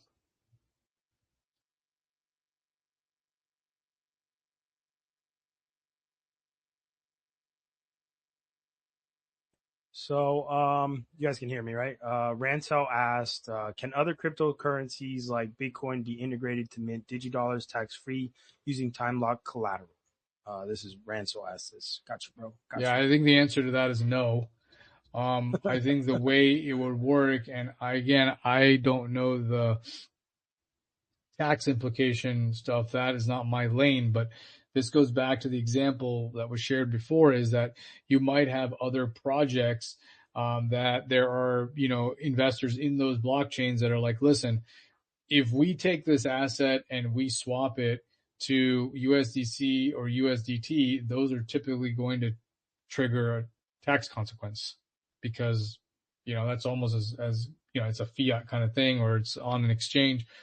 But there's been some discussion of like, non-KYC, or if you're doing a swap into Digibyte and then you convert to Digidollar, there might be some kind of, I think,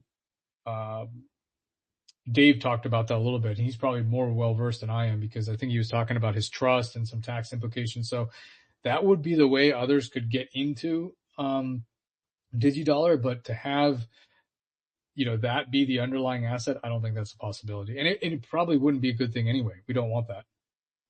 That's why this really only works for us specifically. The other thing, while we're on this topic, I don't know if Dave can answer this, but, I've had discussion.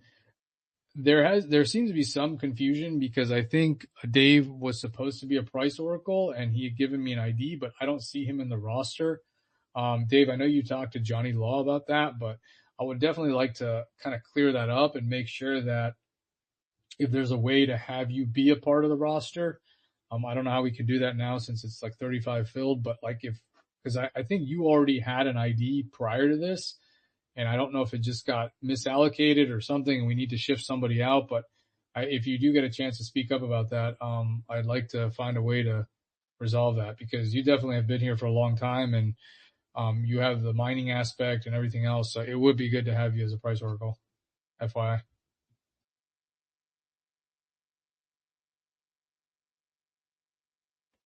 I invited Dave to speak also. So yeah, that would be great too. Yeah, right. That's another thing I was questioning. Like I know that we all work on a slower based time, so I know we would want to touch back on the older people that were trying to become price oracles and kind of it's like we said, we want to be fair too, right? So yeah, Dave, feel free. I send you an invite to chime in.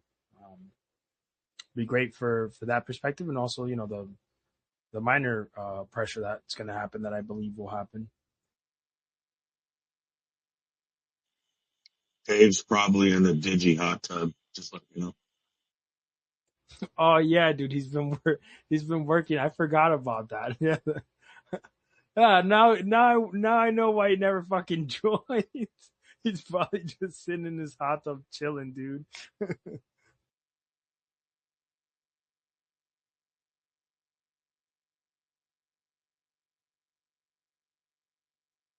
Uh, I saw something with Moody Hank. I don't know if you guys know who that is. Some guy. I don't know if he's new or an old guy in the Digibyte community, but he was saying something about how the Kraken and Digibyte was had a constructive meeting, and I was just like, what? Something I didn't hear, so I just want to confirm. Is that something that anybody heard about? I'm sorry, CJ. What was the name? I don't think I've heard. He said Kraken and Digibyte were having a meeting, correct? But when you say Digibyte, what do you mean Yeah. Digibyte? So What? there's a guy there's a guy that's named Moody Hank that I saw post conversation about this. Yeah, it's about like Hmm. They posted a uh conversation about what? he says what's been going on with Digibyte lately, and then he lists Taproot upgrade. Then he talks about how I'm actually looking at the post right now. He talks about how he says had a constructive meeting with Kraken to clarify the listing situation. With Kraken now holding a Federal Reserve master account, the timing couldn't be more interesting. And I was like, what? That's something that he Yeah, posted. I think he's just illustrating what I think he's hearing from people talk about. Oh, Um, got it. he's like saying, okay, what's he been doing lately? Well, yeah, it's like Jared's been building Digidollar, Taproot upgrade. Then I think Digibyte Force may have talked about that constructive meeting with Kraken to clarify listing situation. Arizona Senate bill. I think he's just kind of giving a laundry list for people that have no idea what's going on. So he's kind of saying these are things that have happened. Yeah, I didn't even know that they had a constructive meeting with Kraken and they're holding a Federal Reserve master account. That's something. Yeah, they have a Federal Reserve master account. I mean, I think we talked a little bit about the whole Kraken stuff with various exchanges. I think that's a whole nother side conversation, but Yeah. I don't know if I can bring this up, but I'm kind of curious what you guys, maybe Green or even you, Digidollar awareness, like.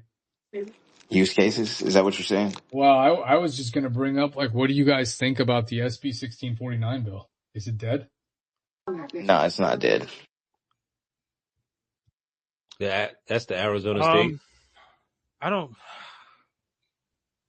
Like, what's your guys, like, we know the main, yes, CJ, that's the Arizona SB 1649, where it already passed the Senate. It's gone through several iterations. It might be past the House or whatever, but the point is that the governor is not going to sign any more bills because she wants a budget plan from the Republicans, and so she would veto all the bills, but they didn't really suspect that she would sign it anyway. And then the kind of discussion was like, well, hey, Digibyte got that far in terms of awareness? And I checked recently, and there's been no updates, and I don't foresee there to be an updates, but I was just curious as a conversation piece, like, what do folks think about, its ability to even pass, or are we kind of at the final point of whatever we were going to get, we got, and that's it? No, they're waiting for the fucking green light. Yo, do you want the narrative or do you want the narrative? You guys know how I feel and what's possibly at stake. I might write an article about it, but if I do, that's the one. Hey, you guys, I'm here, right? Yeah, Yeah, you're you're here. here. Just dude. Once you make sure in the article you call it Blue Titan. That's all I Sticky ask. bitch. not chill, Man. Green. Yo, you guys know, dude. As soon as we started mentioning the SB, right? I don't know if you guys noticed, but my whole shit just pushed down, restarted. Yeah. Really? Yeah, no, Yeah, like, he's dude, zonked there. out. Yeah. I think Can I speak? Hold Yeah, on, you can Joe. Hold speak. on, Green. We have to Yeah. watch out for you, Green. Hold on, bro. Hold on. Give me a sec, dude. This is our safe space, bro. We can't fuck this one up. Yeah, that's why I asked. All right, so I won't speak. Come on, man. All right, you guys. So you My guys know bad. how I feel about this, right? Like you guys already know how I feel about this. So I'm gonna just chill back. I think, you know what, Green? All right, you got it, buddy. What's up, dude? Fuck it. I Talk got the to us. floor. You Damn, got the nah. floor with the Blue Titan, baby. With the Blue Titan. Now I'm gonna leave the Blue Titan for the article if I ever do write All it. Trust right. me, I've been contemplating on writing this thing for the past couple of days, but it's like if I write it, I'm writing the full story that I see. So, and have watched unfold and play out and happen right in front of our eyes. But I don't think SB 1649 is dead. I think they're literally waiting for the green light, whenever the green light may be, and the green light might be price. Who knows? Um, there's too much at stake with that bill and where we are with Digibyte, Digidollar development, and where global economics and geopolitical conflicts are at, so the fact that SB 1649 is a confiscation bill primarily wrapped around Bitcoin, Digibyte, XRP, stablecoins, and then, the fine print NFTs and all the other bullshit. But the main headline was Bitcoin, Digibyte, XRP, stablecoins, So it's like, I don't think it's dead. They're literally waiting on the green light. And the fact that you had, can I say her? Can I say her name? I'll just call her NG, NG. NG's always good, dude. NG's always good. NG in the same state, same Pima, all that, Arizona. So it's like, in my opinion, that's their narrative. You guys are gonna have to just wait for the article. Actually, I can't give too So, much. so here's my thing with that too. As we know, and all the things that we've researched, and in Arizona, I'm gonna touch this very lightly. They have been known to steal a lot of bread, right? So my thing with it is like we know exactly what's going on with it. Is it gonna get passed? No, bro. That's not gonna get passed. I mean, like, it's not. It's not. Right? It's a Eh? shitty bill, Do and you think it's a psyop? The bill? Yes, yeah, 100 one fucking. No, hundred percent, yeah. I'm saying in a different way. I'm saying, do you think it's another suppression mechanism? Let's see. Can I just Wait, say the fucking full story? Fuck wait, it, bro. Green. Think I before know, you I speak, know, dude. I know. Oh my god! But the full story is so juicy and it makes so much sense. That's the thing. God. You've heard the full story. I'm pretty sure. Well, but now actually you haven't. Damn, dude, nah, none of you guys have actually heard the full Yo, story. CJ, I might have to mute you, CJ. I'm like, what the hell? Maybe we need to start another spaces called the Blue Titan. Get on board. The Blue Titan, Man, they won't let that happen. my ears are itching right now, man. You guys just got to put two and two together. We had a couple months ago back, recent uptick of a certain person from a certain place that viewed an object or, a shiny certain thing and told a lot of people about it that was connected with a lot of people as well in the same place as NG, da da da da. Then you have SB. And from there, you have TMZ. And then from there, you have a conflict of interest. Every time a bill advancement happened, there was a certain thing that happened in NG's case, So it's like, how many coincidences can be a coincidence? Not too many. To answer your question, YC, could this be another suppression event? Yes, because think about it. What do people look at as Bitcoin 3 years ago? Dirty money, and they didn't want to touch it because hackers and criminals were involved in it. Da da da da da. So but the fact that there's a bill around it, it solidifies it even more, though. So yeah. Well, So that, and we know another bigger picture, right? Well, which we won't highlight, but we all know that like I touched slightly, Arizona's been known for money laundering, and you know, You also got to look at the yeah, family. yeah, The yeah, family yeah. is Let me well connected to deep state. Damn, we can't even say that word. I can't say that. Let's stop Nah, talking. dude, my Let's shit stop talking. glitched the hell out, dude. My shit literally, as soon as it was mentioned, my whole thing glitched out. Yeah, nah, but to answer the question, SB is not dead. I think we're waiting for whatever they're waiting for, you know? Coin fund. No, that's another psyop inside of a psyop right there, I think. That's the noise. It's not connected, it's only That's the right. awareness is what's connected from that. Yeah, From it's a the noise platform. behind what it is. So DGD, digital gold, whatever. come on, guy, come DGD, on, dude. Digidollar. Jesus Christ, dude.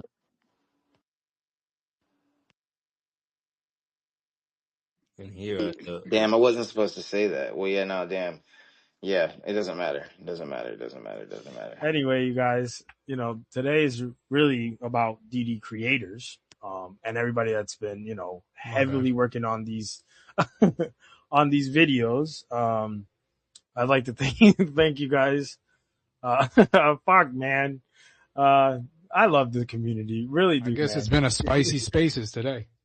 yeah, they're not even giving us the juice. Nah, CJ, don't you start with your bullshit, bro.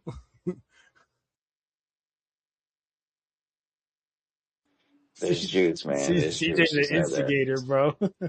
that.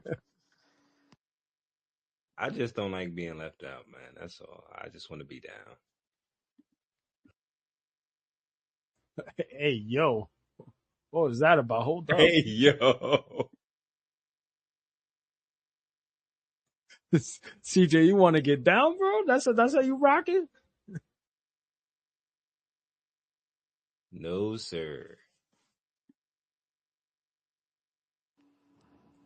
Nah, but dude, Green, hey man, those articles are good, dude. Just Tread lightly, I know. yeah, dude, yeah. It would be a fucking amazing thing. I don't think it's amazing, but your fucking Medium page already glitched on us once, dude. Just chill out, bro. What do you mean? The Medium page glitched out? And weren't you asking Yeah, why your stuff got censored? I got yeah. Oh yeah, dude. This guy fucking Green, you can't even see his comments anymore. Yeah, bro, your shit gave a 404. When I went to go look at it, it gave a 4. Even on YouTube when I'm subscribed, they're like, "You sure? You sure you mean this person? I think you mean this person for real." They're like, "No, you mean this other person. Maybe this other Damn, person." dude. I'm not kidding. It's like you got to dig. Now y'all understand what 404 means. That's what's up. 200. DGB always 200. Always. Yo, Green, you're gonna have to start your spaces, kicking them off by saying you're not suicidal or anything, bro. We gotta have you around, man. Yeah, nah, bro. I'm not any of that. I'm chilling, None of that, dude. None of that. We got kids to raise, man. For sure. Yeah, nah, we're good. Like, what I'm saying? If they wanted it, they could have been did that. I don't think they would. I mean, I do think they, trust me, I think. But in general, we here. Digibyte, Digidollar, guys. We're here. Waiting on 35. Well, yeah. Well, we got the Tomorrow's going to be interesting, I think. we got Just the in general, just 35. because it's Monday. Mondays always are fun. Then you got Thursdays and Fridays. Hey, so do we see Green? You thinking? I'm thinking 40. I'm trying to think 37K for October. For that real blood in the water. If you want to chime in on that. I said what I needed to say, man. You already know it's 19K. Damn, why do I keep rhyming, bro? Ah, Sorry, I rhyme that's where you like for draw the everything. line. That's where you fucking draw the line, guy. No, I mean, at this point, with everything that's going on, and you guys know how I feel. I mean, I put it in the article, and I've been saying it.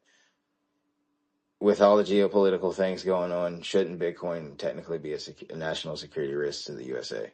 You know, so it's like if that's the case, is 19K even? Is that just being nice? At this point, but I mean, Bitcoin is Bitcoin, and it's not gonna fucking stay at zero forever if it did go to zero. Unless it did, but I doubt that. But then that's what I'm saying. You got this eCash bullshit going on, which is like, all this timing is pretty weird. It's pretty crazy. I was calling 48.5. It could hard bottom 28 to 30 hard bottom. I don't see any scenario where it goes lower than that, but crazier You things guys, have happened. you guys are thinking this is gonna fall by October, or it's gonna fall in Could be October? any fucking day, Could be with Monday. the way Could be things could be are. tomorrow morning. Could be Could be 12 hours from now. Thursday, Friday. You never know. You never know. But I do feel like, if we are calling days, it's going to be a Monday, a Thursday, or a Friday. Because for the past 3 fucking months, I don't know if you're paying attention, gas was cheapest and usually is always the cheapest Thursday, Friday. And then Mondays are usually accelerated. So that means they shoot prices up or shoot prices down, whatever they're going to do on things on a Monday. So that determines for the rest of the week. And then Thursday, Friday are recorrectives. So last Monday was accelerated, and then we had Thursday, Friday. Everybody's seen what happened. You can just look on a fucking chart. I'm assuming, with what's going on. I had an F-17 or F-16 fly over my head today while I was at the pool with the kids. So, and then next thing you know, you hear Israel getting bombed by Iran or whatever the fuck. So I would assume Monday is probably, tomorrow. Technically, it's Monday on the blockchain right now, but, I would assume Monday might be accelerated once again. And then Tuesday, Wednesday, indecisiveness. No one knows what's going on. All Thursday, right, Friday, there's a you direction. guys, my whole shit is flickering. Maybe what do you guys think about the AI video, dude? My shit is bugging out, dude. Well, we're just gonna switch topics. All right, you guys. What do you guys think about these AI videos that are that literally came up out of nowhere, dude? And then there's I'm like 2 accounts that I keep watching. Well, I think They're we know really who good too. one is, right? Didn't one of them put their name on it? Didn't they say this was created by TCG, TGC? One of Hey, yo, Green, you gotta explain. You got He's some, the green candle. What yeah, are you you got some doing? explaining to do, bro. What's up? But I make an assumption that it was well, if you claim it was you, then maybe I misheard. I could have swore whoever did one of the AI videos at the end that said by us. um, So there's this one that basically put like an AI picture of him in New York, and it seems like he has one AI video in there too, and then there's the other one that just recently came out. Oh, I don't remember. I don't even have. I don't. I've been trying to look for them, but I don't have the page names. If anybody wants to, just link them down there in the comments. But it looks like it's like the better version of it. And then I started thinking. I don't know if you guys remember, but we had that 15-year-old self-made millionaire or whatever that he decided to do a video about Digibyte, then kind of faded away. Maybe there's something here that I'm missing, but I was hoping to get some, gauge it from the community as to what we feel as like. This is one of the questions that I had too. Like, will there be, will we be basically, is AI out there since all right, let me break this properly. So Adam had pointed out to me, the key searches in Google, we keep going up and up and up and up in key searches. We're the point where we're really starting to gauge the AI engine search engine. So I'm starting. Maybe it's crazy of me, but could it be like that AIs are building these X pages by themselves? Like, are we in a point where that is something that is a real thing, like possible, or should I just assume that it's still somebody in the background creating AI, right? Because like they're interesting not, take. yeah, like they're not following anybody, right? So you would think that if you're trying to make a page, wouldn't you massively start to follow somebody? Or like, I don't know, man. It's just a little odd to me that it was like the 15-year-old. Then there was that other guy that we saw that, you know, Green, you mentioned that you thought it was AI too. And now looking back at it in this new AI that came out, dude, it's like 4 spaced out AI videos about Digibyte that I have to question. Like, you know, and I need you guys to help me get some feedback. It's clearly AI created. The content seems to, AI is good at content, but it seems vetted into structure to have not had human intervention at some point. That's my personal take. I assume it's a new count of an existing person who's already in the space, but for whatever reason doesn't want to associate it with their existing account. Maybe because they find this content. Once again, my pattern recognition's going off here, so I'm going to try to. They don't want to say things and get their original account. You know, put that spicy content on our original account.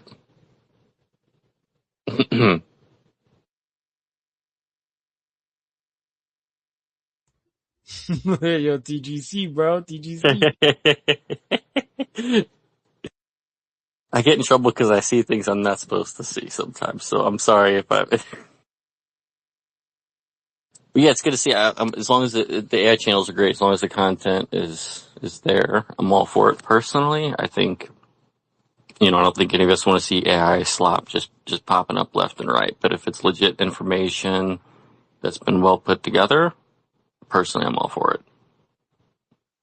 I'll just say it isn't me, just so everybody knows, full transparency, because I've already said it. But in general, at first I didn't understand, but now I understand exactly. So, I mean, more power to them, to be honest.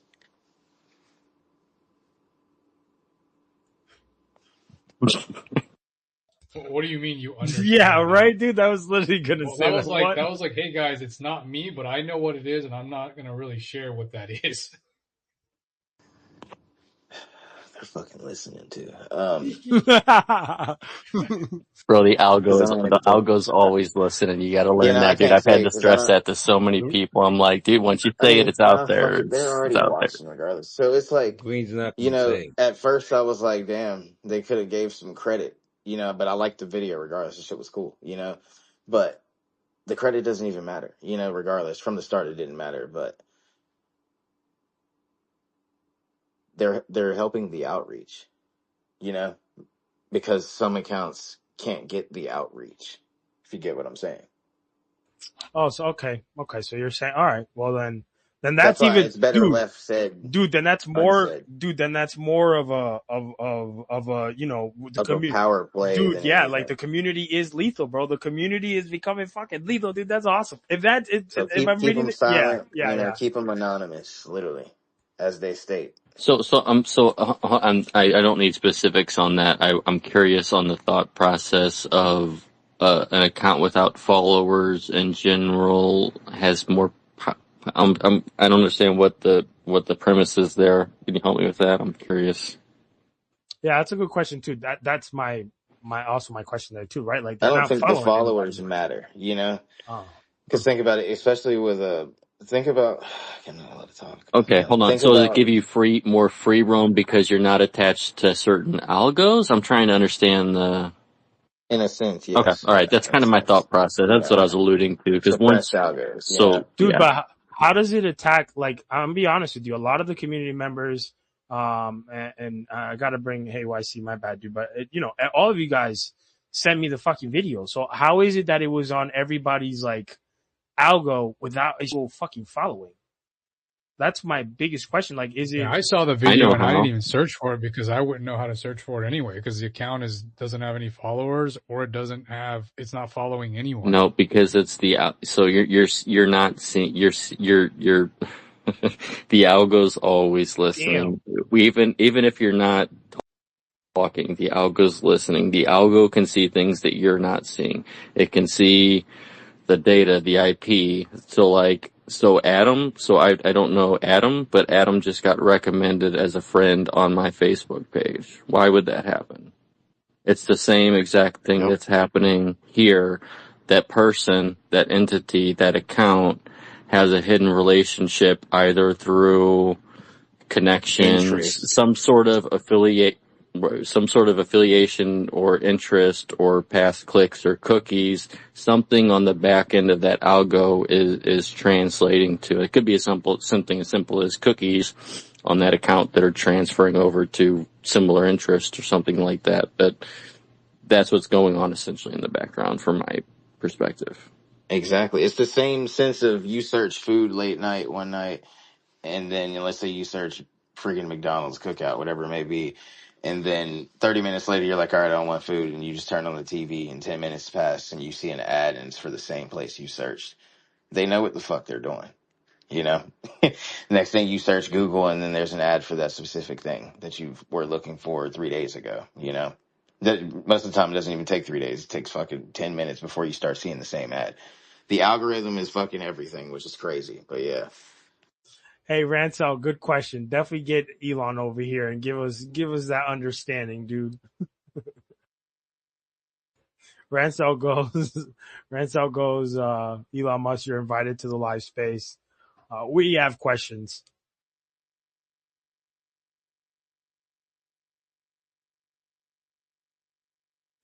So, I mean, but again, that's more to like how I always mentioned, the blueprint is working, dude. If the algos, so the question in there then is, uh, how do I word this for, nah, I can't say it, dude, because I don't want this thing to keep glitching, man.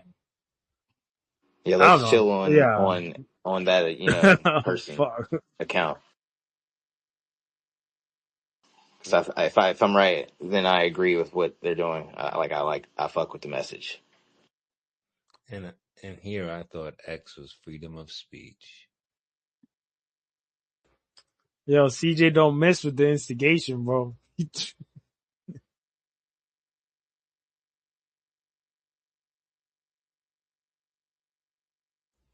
Yeah, I think it's best we all have a little moment of silence.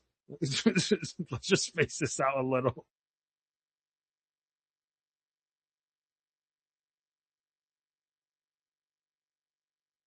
Probably should just end it on that note. There's no digging out of the Yeah, hole we just kind yeah, of dug into. yeah, dude. Yeah, fuck. Ah, man, this is hilarious. No, Happy Sunday, That's a guys. tough segue for sure. And on that note, yeah. All right, you guys. Well, today's been awesome. You guys go, interact with DD creators. You guys are the best, man.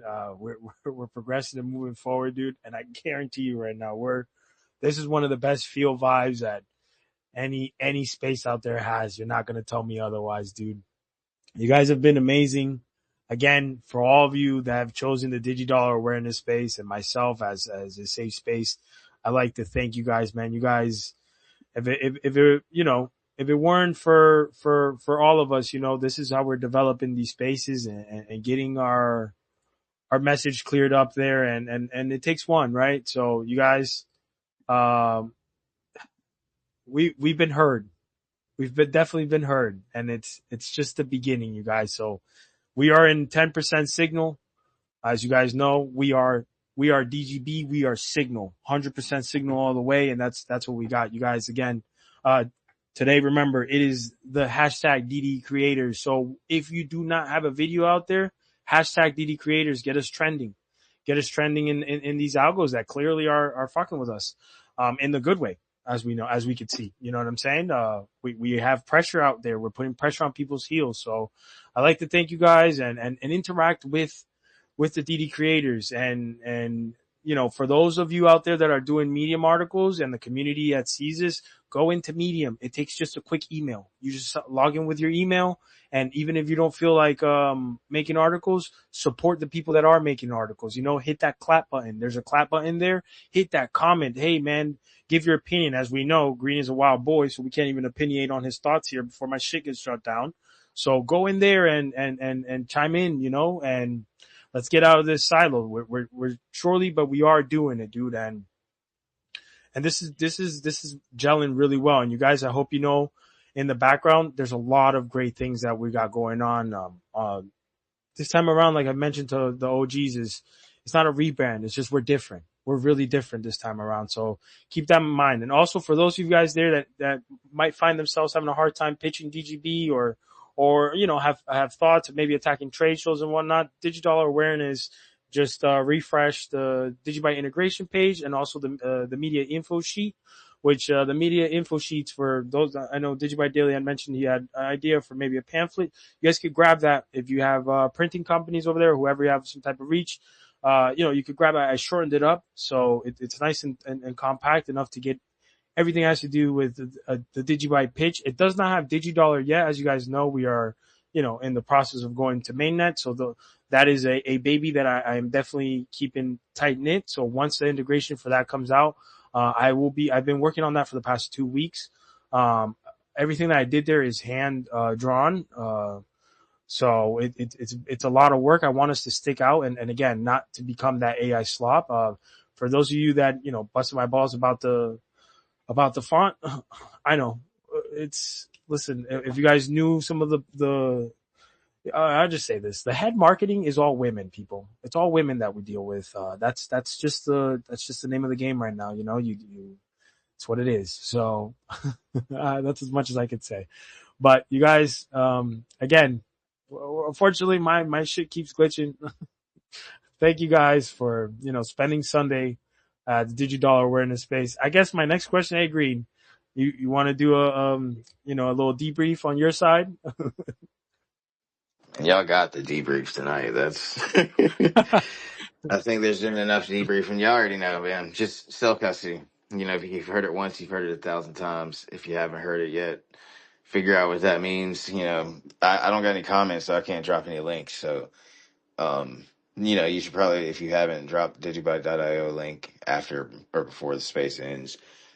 Core wallet link, so people can do their research, and figure out how to get on the core wallet instead of sitting somewhere you shouldn't be sitting in case things get grim. But No I mean, they're not escape. going to get grim. Chain still lives on forever, forever and ever and ever and ever. More nodes means more go, guys. More nodes means more go. 11-11, y'all. See y'all later. All right, brothers. All right, you guys. Thank you again, everybody. Have a good night. God bless. Yes, sir. Nixon 4. That's a Fendi. Y'all know the vibes.